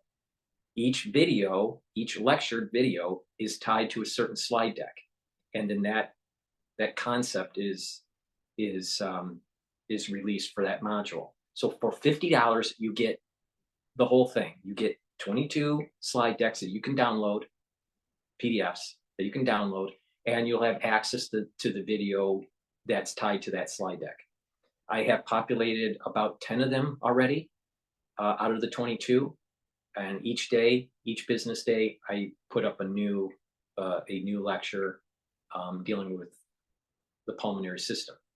I will be doing other modules, such as cardiology and infectious diseases and, other systems like renal, neurology. So you're going to learn a lot. The whole idea is for you to challenge your brain and learn stuff, but also to be a citizen scientist.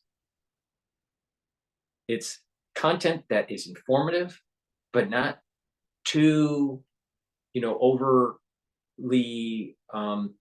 complex and complicated. So someone can learn, and I build it up. I start from ground zero and I build you up so you can learn about different systems of the human body. When you do these modules, after you complete all these modules, you will know a lot about the human body, and you'll be able to read a scientific published paper on medicine and be able to discern for yourself the validity of the argument that's published.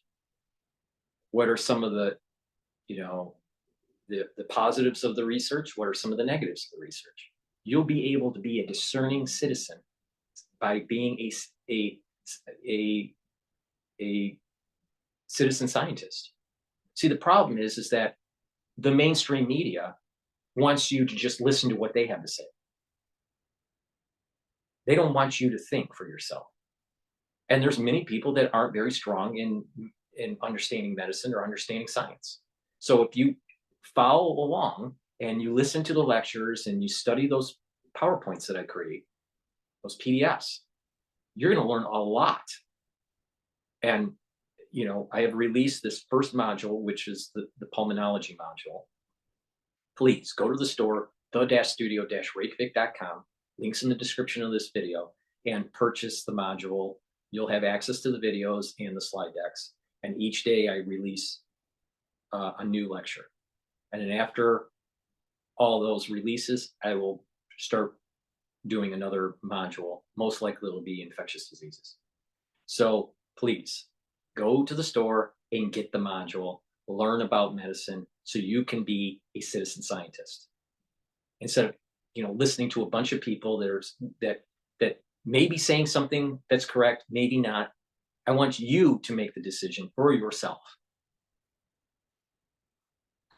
All right, so now let's play DW.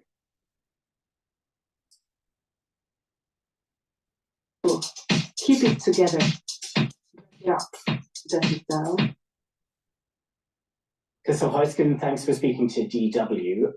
Israel is saying that it's on the brink of mounting a new offensive against Rafah, the town at the very bottom of the Gaza Strip. Over 1 million Gazans have sought refuge there. There are fears that there could be another wave of casualties. If we look at Germany and the United States, really Israel's two biggest supporters, are we getting to the point where you think they need to say to Israel, enough is enough?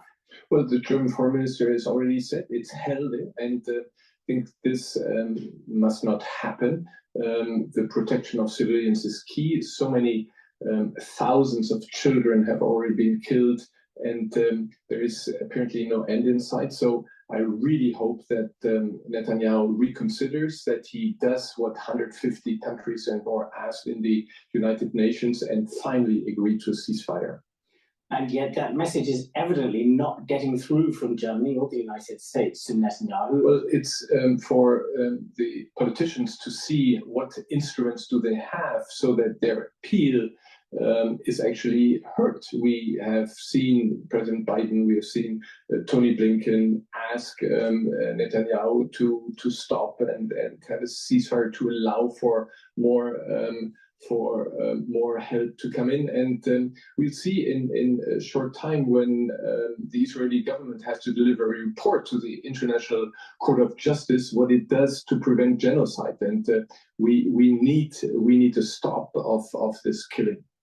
Do you believe that there is any evidence that the genocide could be taking place or a risk of taking place? Well, this is what the International Court has said by accepting the South African request, and it has said there is a danger of genocide, and to prevent this, it asked certain measures to be taken. And last time I looked, South Africa is having a racial war between blacks and whites. And it's not whites going against blacks, it's blacks going against whites.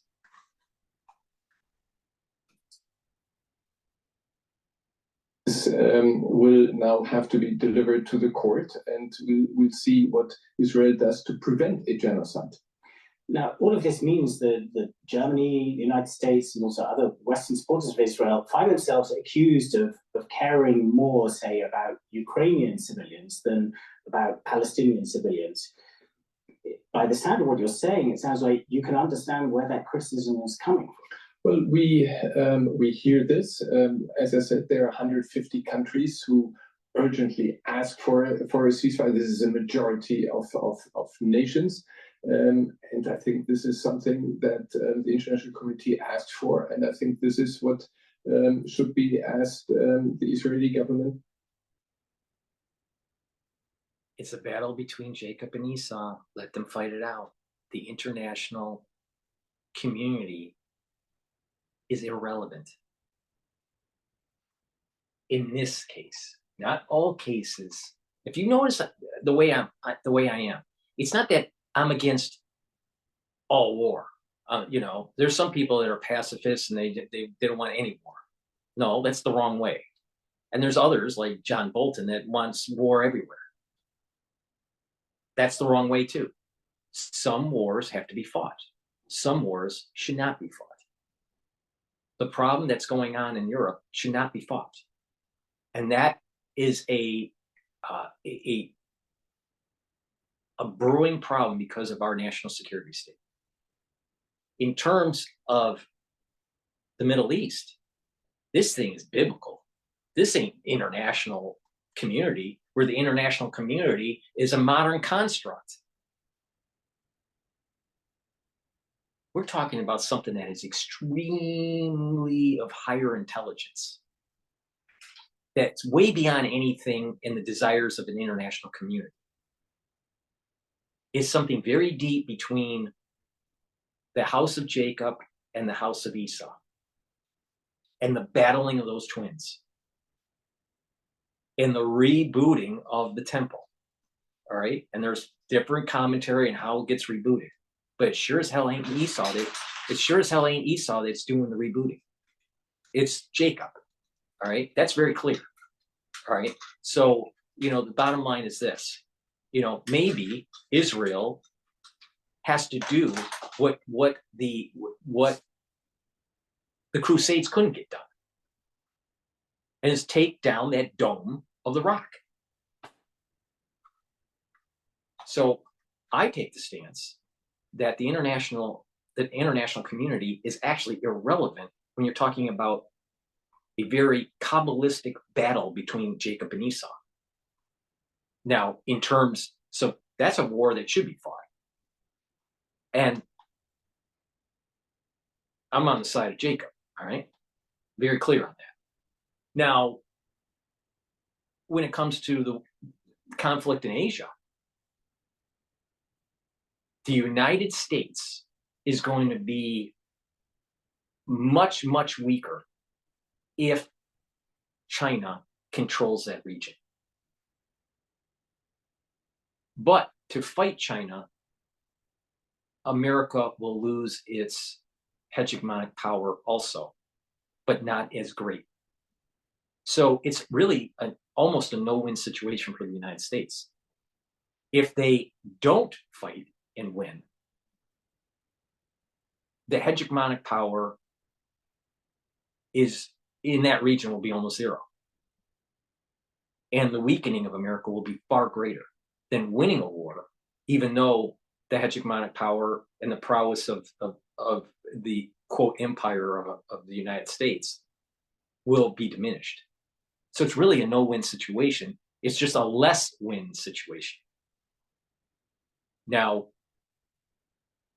philosophically, if you let China win, then that means that a communistic, slight capitalistic society will start to take hold around the world, because other governments are going to say that model is the winning model, and therefore we're going to try to duplicate it. If you think I'm wrong on this, just take a look at what was going on in the Western world. European nations, and even in the United States during the 1920s, when people were financially strapped with the Great Depression. There was a strong group that was starting to emerge that wanted to destroy capitalism. Same thing's going to happen if China wins. So that's a war that needs to be fought.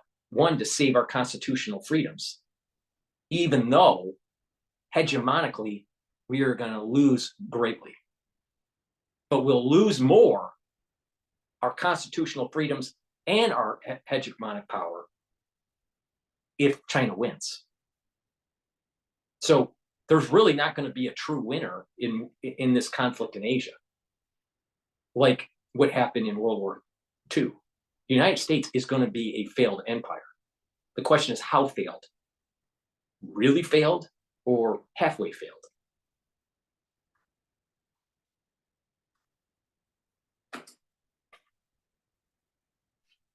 To actually implement. Now, the other major conflict not far from here that's raging in Europe, of course, Russia's war against Ukraine, which has been grinding on for so long. We see a certain amount of jitters in the West here. We see the American military support could be close to the brink of collapse. We saw Olaf Scholz, the German Chancellor, was just in Washington. He warned that Ukraine is absolutely dependent on that support. The strong implication being that if that support falls away, then Ukraine loses. Is that the situation we're looking at? Well, the jury is still out. I think that the U.S. president, the U.S. government is pushing for the continuation of delivery of weapons to Ukraine. We just saw that in the Senate. There was a 2/3 majority in favor of it. And I just can't believe that U.S. parliamentarians will let Ukraine down and will Vladimir Putin strike a victory. So I don't believe that. On the other hand, what I must say, there's always something positive even in the worst developments. And this is a European awakening. We see very clear the German Chancellor is assuming a leading role in Europe for the support of Ukraine. He is really drumming support from his European partners to do more. I think we'll see a drive now for more European defense, for the European Union to assume more responsibility. And this is what we need in general. We need the European Union, the European countries, the European members of NATO to assume more responsibility for European security, because no matter who will be the next US president, it's clear that the US will have to concentrate on their domestic challenges, and they will concentrate on Asia, and therefore Europe has to do its homework. Yeah, and of course, you're talking about the elephant in the room, causing a lot of angst here in Europe, a possible second Trump administration. Of the weekend, Donald Trump was saying that he would even encourage Vladimir Putin to attack NATO members that he feels are not paying their dues. What does Europe need to do in that regard? Because Europe is totally dependent on American nuclear weapons. Well, there are several questions, but first of all, that may surprise you, but Donald Trump has a point. The European members of NATO, all member states of NATO, have committed 10 years ago to spend 2% of their GDP on defense. And many countries, including my own, have not delivered.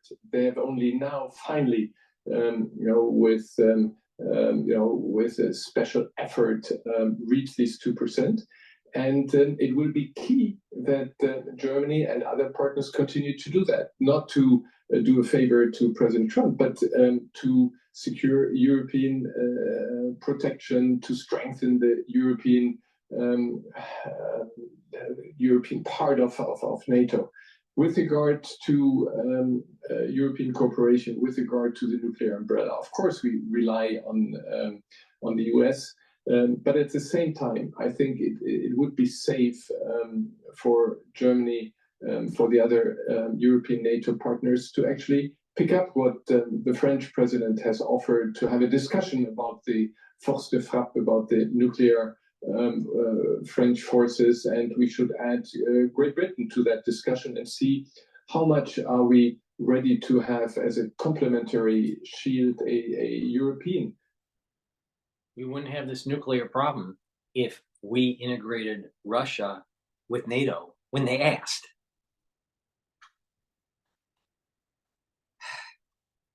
Let me do a quick commercial for PNN, because where else are you going to get the unvarnished news with a potty mouth?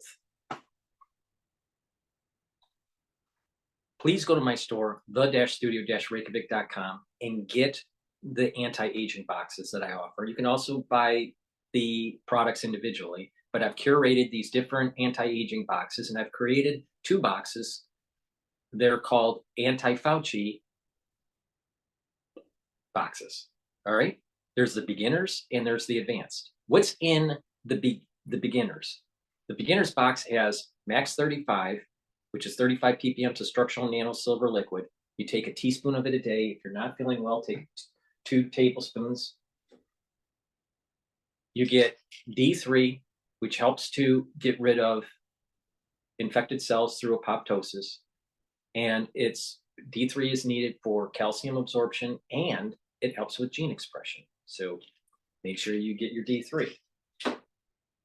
And part of the protocol is to bring down inflammation. You bring down inflammation by taking turmeric, which also is an antioxidant, and taking ashwagandha root, which helps to control the blood glucose levels. By bringing down those pro-inflammatory cytokines, you're going to be less inflamed and your body's going to heal. And in this box, there's also the magnesium and zinc will help to boost up your immune system. So the whole, that right there is the beginner's box. Then you can get the advanced box where you can pick either C62 ounce coconut or C62 ounce avocado. All right. Why do you get C60? It is a very, very strong antioxidant. It will neutralize free radicals, help the cellular health, and improve the mitochondrial health and boost up your ATP. This, when you do all this, you're going to start seeing an improvement in your health. Your immune system is going to get better. You're going to have more energy, and you're neutralizing pathogens and bringing down inflammation. All right. So I have called this the anti-Fauci box, beginners or the advanced. The beginners box is at 200 and the advanced box is at 260. You get a lot of high quality supplements in either of the boxes. So please go to my store, the-studio-reykjavik.com, and get an anti-Fauci beginners box or an anti-Fauci advanced box. It'll boost up your immune system, neutralize pathogens, bring down inflammation, bring down free radicals. And when you do this on a regular basis, you're going to actually see your health improving, and you're going to start seeing that your body is aging slower compared to a group that's not doing this. So go to my store, the-studio-reykjavik.com. So back to the news. Protection by those Europeans who have at their disposal their own nuclear forces. Now, at the same time, on Ukraine, you've been saying that it's really time to be thinking about the form of negotiations that could happen at the end of this conflict, whenever this conflict does come to an end, a ceasefire and a negotiating process. What could that involve? How do you envisage that? Well, when you look at conflicts worldwide, most have not only ended, but they have ended with some kind of agreement. And therefore, I think we have to look at it. It could be something like the Minsk agreement, which is not favorably looked at, but I think it's not favorably looked at not because of its content, because the content is pretty normal. You ask for a ceasefire, you ask for withdrawal of heavy weapons, you have an observer troop, you have a political perspective, all this. The criticism that is at Minsk and other agreements is that Russia just tears these kind of agreements apart when it suits the president. And therefore, what is key for any agreement that we could enter and could have in the end, there have to be guarantees. There have to be security guarantees that Vladimir Putin knows he has to pay a price if he again tears up an agreement. And from my perspective, the best would be for Ukraine to join NATO, the strongest military alliance. And do you imagine that as being part of a deal where then Ukraine does cede some territory to Russia? So Russia keeps the Donbass, the rest of Ukraine goes into NATO, for instance? I think it's a very bad idea. Didn't anyone listen to the Tucker interview that actually is making policy? That is a non-starter nuclear war button push. Russia does not want NATO at its front door. Amazing, amazing. This is what I'm saying.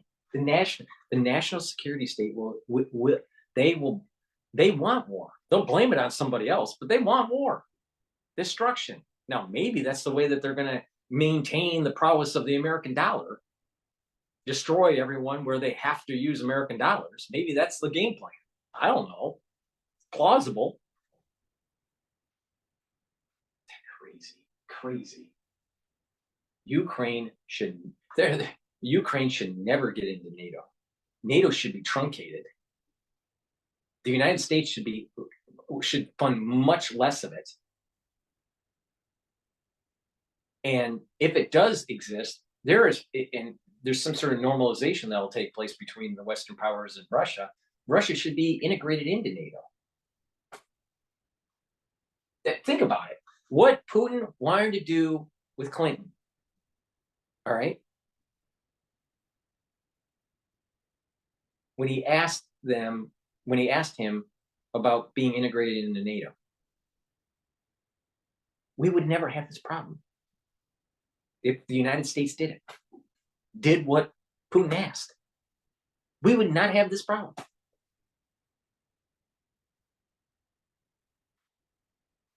And most likely, the coup in 2014 in Ukraine wouldn't have happened either. But we keep on poking the bear. While the CIA is listening to Ted Nugent, and they have it on their earphones, Fred Bear, hunting the bear.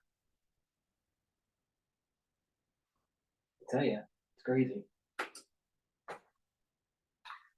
Think about ceding territory. This means that by force you change borders in Europe, and I think that cannot be part of any agreement. No, it's what kind of agreement we have in the end.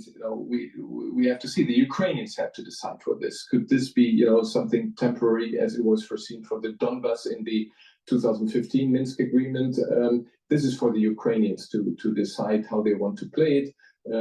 But again, to change borders in Europe by force would set a horrible precedent. I think shouldn't be. Key is security, key is guarantees, so that Putin knows this is where the buck stops. Yeah, and it's clear in your own report that Ukrainians don't want to give up any territory, and that is, of course, highly understandable. But the Minsk agreement, it just froze the conflict. Isn't this the concern? Well, you have to understand this is only part of it. When Minsk was concluded, there was Russia was attacking. President Poroshenko told Chancellor Merkel he needs to have a ceasefire, because otherwise the Russian troops at the time could march all the way to Minsk, to Kiev. So there's some breaking news that's going on with Ukraine and Russia. I guess Russia's ship got sunk by some sort of drone attack. I have about 3 minutes left on this video, and then we'll go to covering that issue. This is PNN.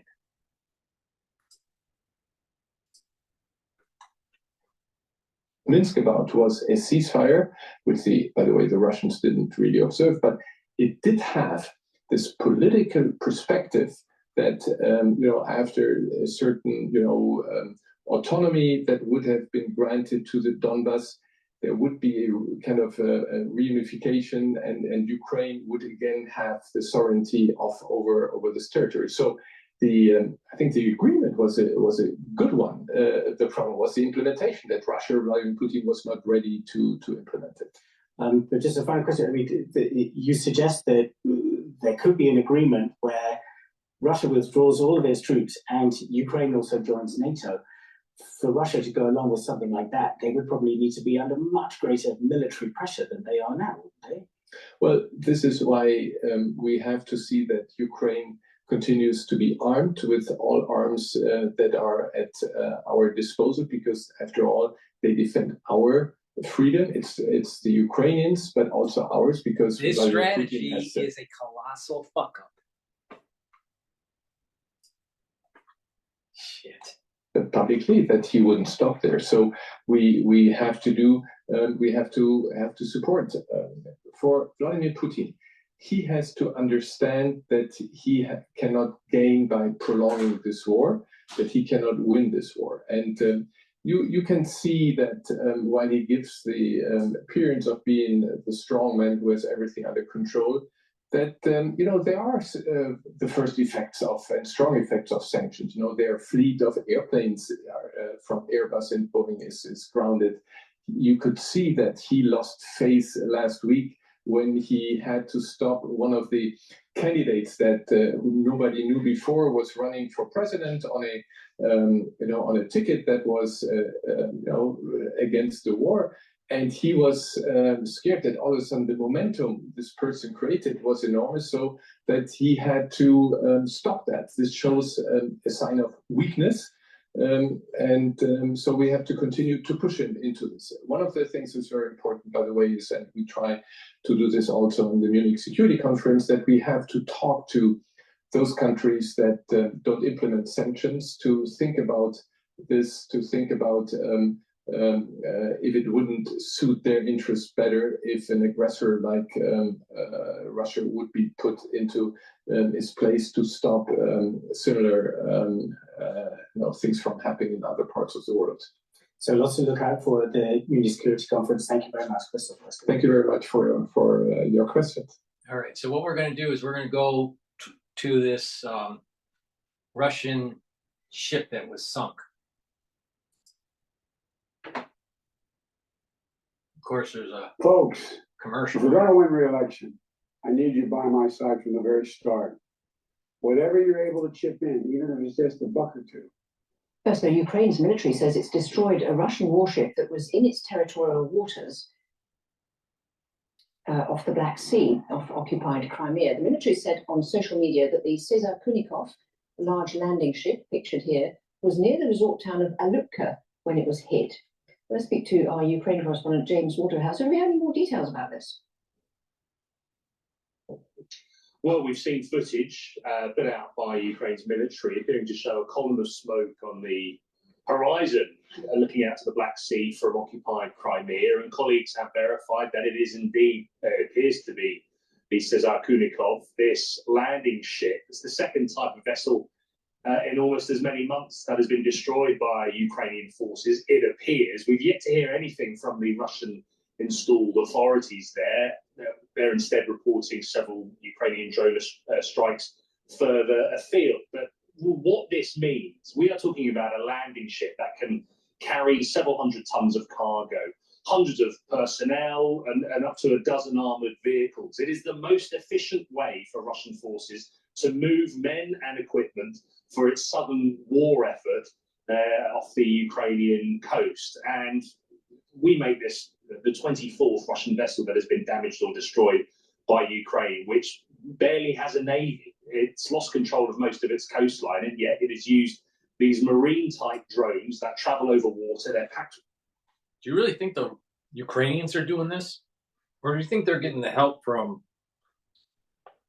special forces?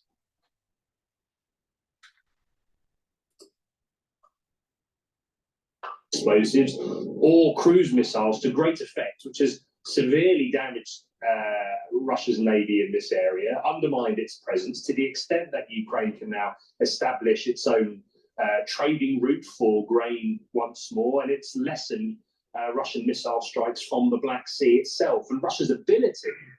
Now, the reason why you listen to my channel is because I interrupt so many times, but I give you gold nuggets of knowledge. What can we learn from this?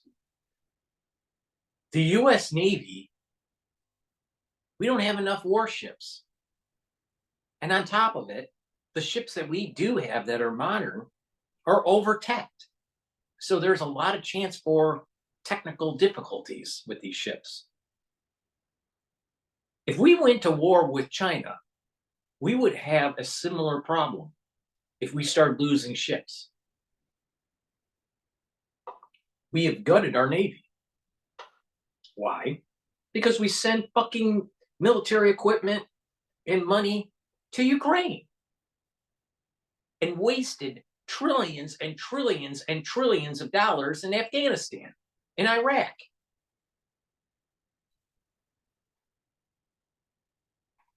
So if Russia, fighting relatively a weak country like Ukraine, even though we have G.I. Joe in Ukraine helping, Russia's starting to see some stress in their Navy. Just expand that. When China and the United States fights each other. Now you start seeing the problems that will start to arise for the Americans. And you can thank the Democratic Party for fucking this up. Oh, and don't forget the national security state.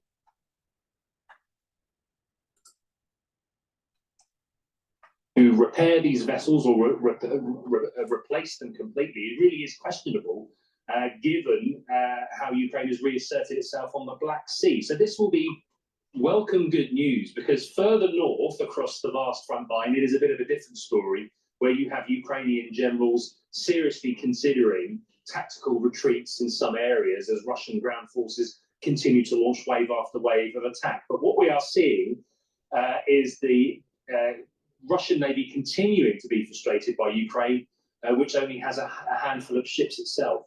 And you know, we've had this report today that the Kremlin has denied on Wednesday, denied a Reuters report that the Russian President Vladimir Putin has proposed a ceasefire in Ukraine to the US via intermediaries. What do you make of all that? I think this is nothing surprising. I think Vladimir Putin, if you look at his recent interview with Tucker Carlson, where he sort of announced, repeated, unchallenged, his rationale for this war, he said he would be open for negotiations on his terms. I think, you know, Vladimir Putin is still looking to take as much of Ukraine as possible, and he's also looking to consolidate what he has taken over the past 10 years in his campaign of aggression against Ukraine. And I think the idea of there being any kind of negotiation on Russia's side would come when Ukraine was under enough pressure from its own allies, or that he was able to kind of present something tied in a ribbon as some kind of a win the territory has taken so far. I think we are still yet to reach that point, but the point Ukraine keeps making is that the idea of any ceasefire, concession, or anything like that in terms of territory won't stop there for Russia. Ukraine is already having to balance its economic priorities. President Zelensky is having to make political considerations when he mobilizes men in his population, whereas Russia can remain on a war footing under Vladimir Putin. It can continue to mobilize hundreds of thousands more soldiers. It can manufacture more equipment, more missiles, which it continues to launch against Ukraine. And let's be clear, Vladimir Putin's overall goal, his dream, his prize is here, Kiev, as well as the whole of Ukraine. And I can't see that changing anytime soon. James Waterhouse, thank you very much indeed. Yes, indeed. All right, we're going to Times Radio. Same issue.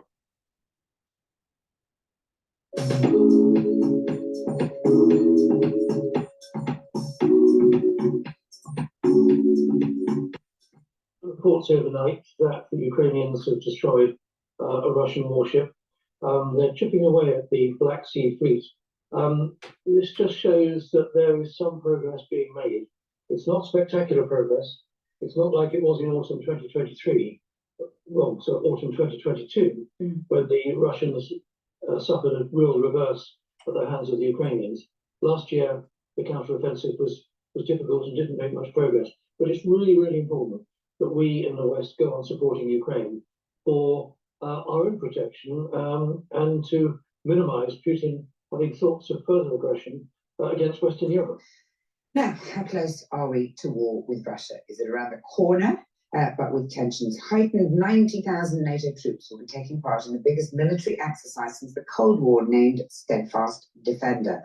The International Institute for Strategic Studies lost 3,000 tanks since the beginning of its invasion of Ukraine on the 24th of February 2022. And just this morning, the Russian warship, the Caesar Kunikov, was destroyed. So let's talk to Lord Bannon, former Chief of the General Staff, the head of the British Army. Lord Bannon, welcome back to the programme. First of all, I mean, we've had these rumblings. As I said to listeners the other day, I had my 18-year-old talking to me about conscription the other day, which came as a bit of a blow. How prepared is NATO and the UK realistically for war with Russia? Should we be? Well, Mariella, good afternoon. Thank you for that introduction. I was listening to your previous piece, and I wasn't quite sure what our topic of conversation was going to be. Don't worry, I'll come around to love in a minute. Well, I'll come down to war and peace, shall we? No, I think you raised a very important point. You ask how prepared we are. I think what Exercise Steadfast Defender is doing is trying to demonstrate to would-be aggressors, and let's face it, we'll just talk about Russia here, that NATO is capable of putting together a large exercise, and this is part of our deterrence against future aggression. And of course, this is what it's really all about. And there is a price to deterrence as well. What about not expanding NATO as a deterrence? No, we wouldn't want to do that. No. National security state doesn't want that. No. Too much money to be made. You know, look at all that oil that Russia has. Well, we've been commenting in this country that, yes, all right, we're above the NATO spending limit of 2%. We're probably at about 2.3%. But frankly, that is insufficient to buy us the degree of deterrence that we probably need in 2024 against a Russia that's not just proven to be a threat, but actually is a positive aggressor. So Exercise Steadfast Defender is important as an exercise in deterrent and to show Russia that NATO is capable of putting a large force into the field. At the same time as this big operation is going on, as you say, partly at least, in order to show relevant people, should we say, I presume Vladimir Putin in this instance, the sort of strength that NATO has, you've got the potential future president of America saying that if countries don't fork out, then Russia should be free to do what they want with them. That's surely a very unhelpful intervention at this moment in global politics. Yes, I would agree with that. I mean, I think we all know quite a lot about Donald Trump, and when he was president previously, he was pretty aggressive towards NATO member states who did not pay their way, pay up to the minimum of 2% of GDP. But that's because George Bush Jr., Clinton, Barack Obama let the Euro whiners do whatever they want. And finally, a tough guy ended up in the White House to tell the Euro whiners it's time to pay up.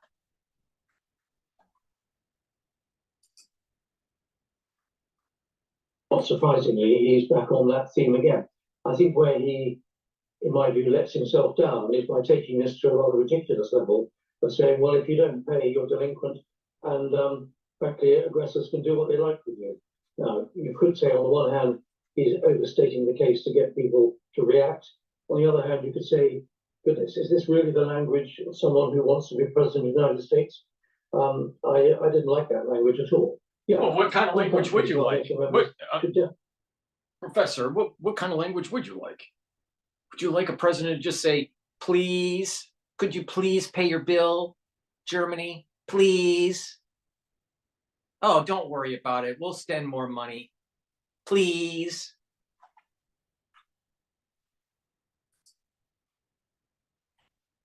We're paying the minimum of 2% towards our collective defence. And I think in the current international circumstances, we should be paying significantly more about that. In this country, 2.5% rising to 3% would be the right sort of thing. And just bear in mind, in the days of the old Cold War, we were paying about 5% of GDP on defence, and that did prevent the Soviet Union and the Warsaw Pact from attacking. So that's the price of deterrence. And goodness, if you think deterrence is expensive, fighting a war is horrific. The Russian ambassador has been doing the news rounds this morning and been quite bellicose, and maybe as a result, precipitated in a way by this NATO operation, but saying that Russia is more than capable of the challenge of supplying its war effort, and basically they're going to win. Do you see this as rhetoric, or do you think that we are at a difficult point in terms of the balance, in terms of what can be achieved, unless the West perhaps increases its support for Ukraine, and are we back looking at things like no-fly zones? Well, the Russian ambassador in London would say this sort of thing. It's not all any ambassador anywhere in the world is going to be the mouthpiece of their own government or their own leader. And let's face it, Putin is putting his own version of Russian history, his own version of what's going on in Ukraine out for people's consumption. And he's spun the war in Ukraine as frankly Russia defending itself against Western aggression, which, as we all know, is 180 degrees from the truth. But what is really, really important, and continues to be important, is that Ukraine does succeed. And it's absolutely incumbent on European countries, the United Kingdom included, and of course the United States as well, to go on supporting Ukraine. The war is in a difficult position at the present moment. It is in something of a stalemate on land, but reports overnight that the Ukrainians have destroyed a Russian warship. They're chipping away at the Black Sea Fleet. This just shows that there is some progress being made. It's not spectacular progress.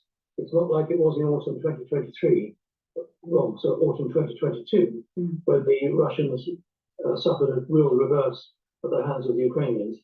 Last year, the counteroffensive was difficult and didn't make much progress. But it's really, really important that we in the West go on supporting Ukraine for our own protection and to minimize Putin having thoughts of further aggression against Western Europe. And on the subject of our own protection, just finally, I think we've got something like 144,000 combat troops here in the UK. To my son's point about conscription, what sort of target should we be aiming at? I mean, is that anything like enough?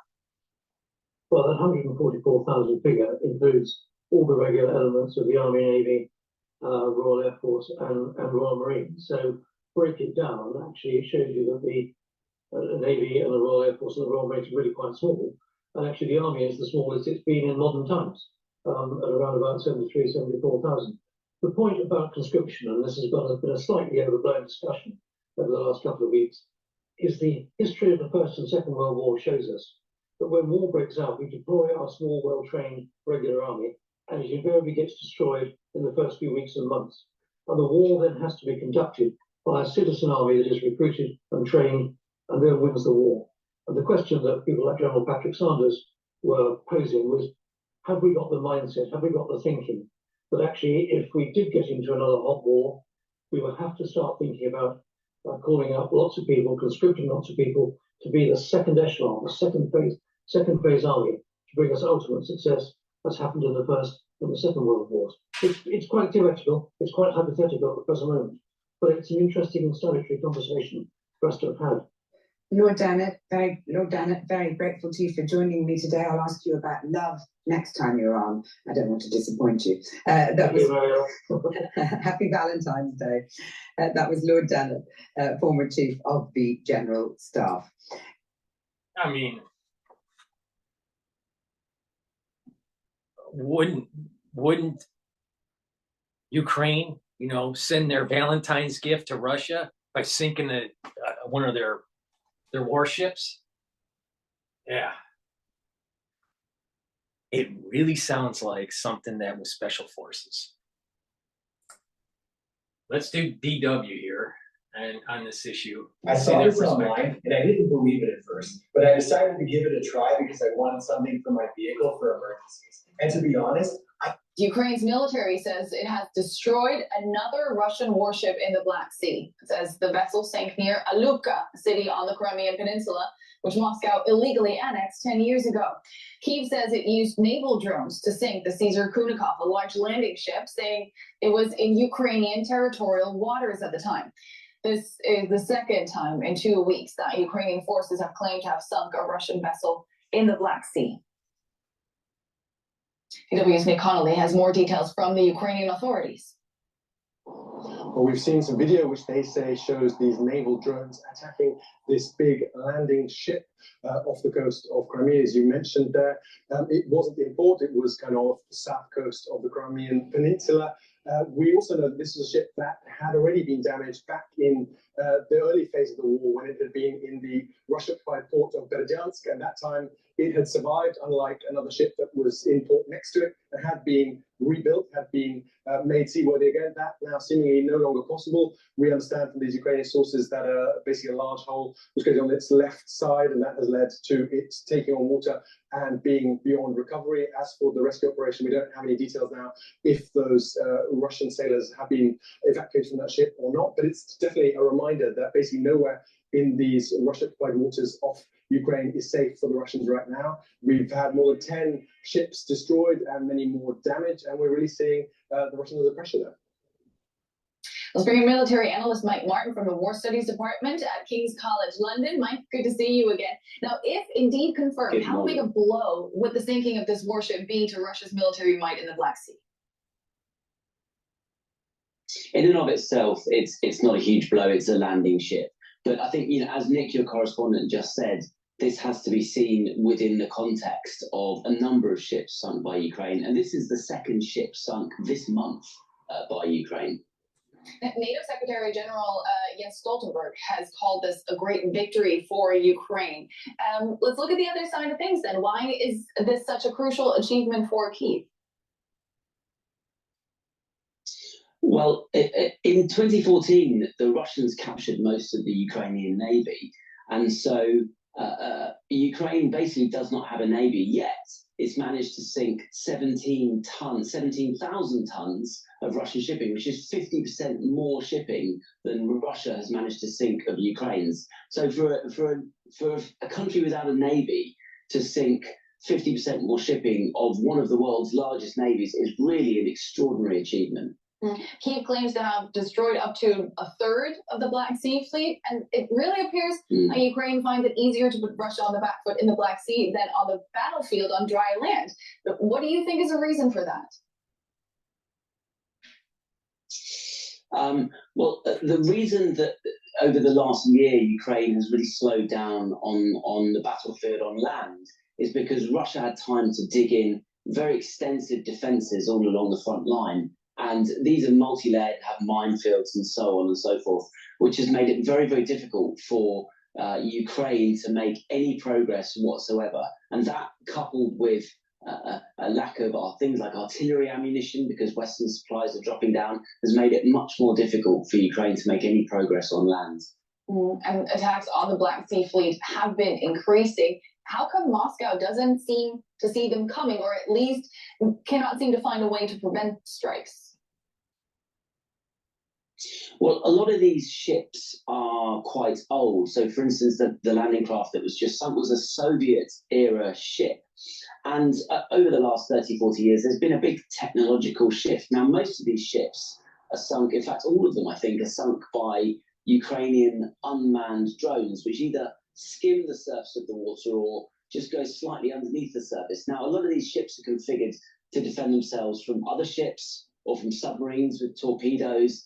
And so really they're playing catch up on what has been quite a recent advance, a technological advance in naval warfare.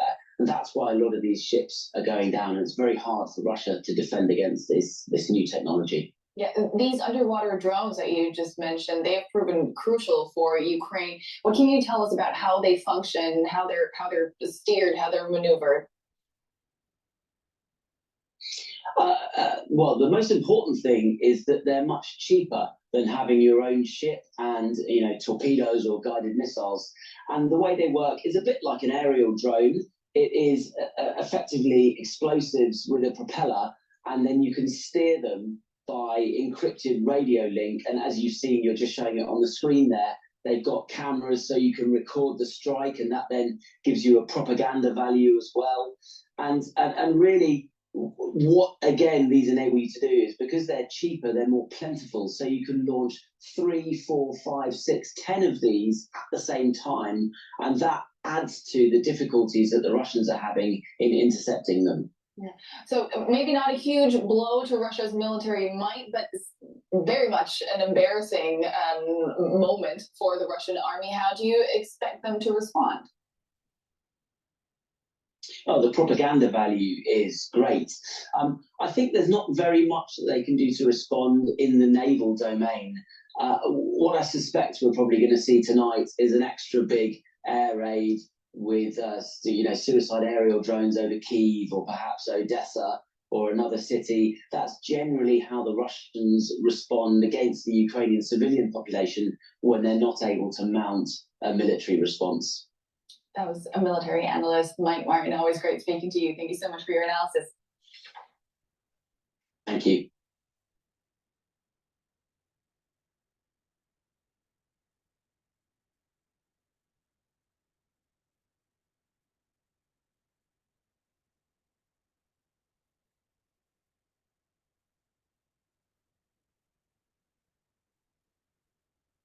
Well, the US Senate has passed a $95 billion foreign aid package that has... Please go to my store, the-studio-reykjavik.com, and get the pulmonology lecture series that I have created for $50. So just go to the store, the-studio-reykjavik.com, click the link in the description of this video and all my videos, and you'll get 22 PDF files, and you will have a video that is tied to that particular slide deck for different concepts about the pulmonary system. Every business day, I put a new video up. So please go to my store and purchase the whole module for $50, and you'll have access to the 22 PDFs and the individual lectures. I've populated about 10 of them already out of the 22, and each day I put a new one up. And then once I'm done doing that class series, then I will upload another class series for you to purchase. It's been very popular for my audience to purchase that module. So please join the crowd and learn about the pulmonary system and the medical significance of many things that are tied to the pulmonary system. This way you can be a citizen scientist. This way you can be more discerning when you hear things in the news, and you'll be able to read research papers and be more discerning about the validity of the actual publication. Thank you for listening to this episode of The New Yorker, and have a nice day.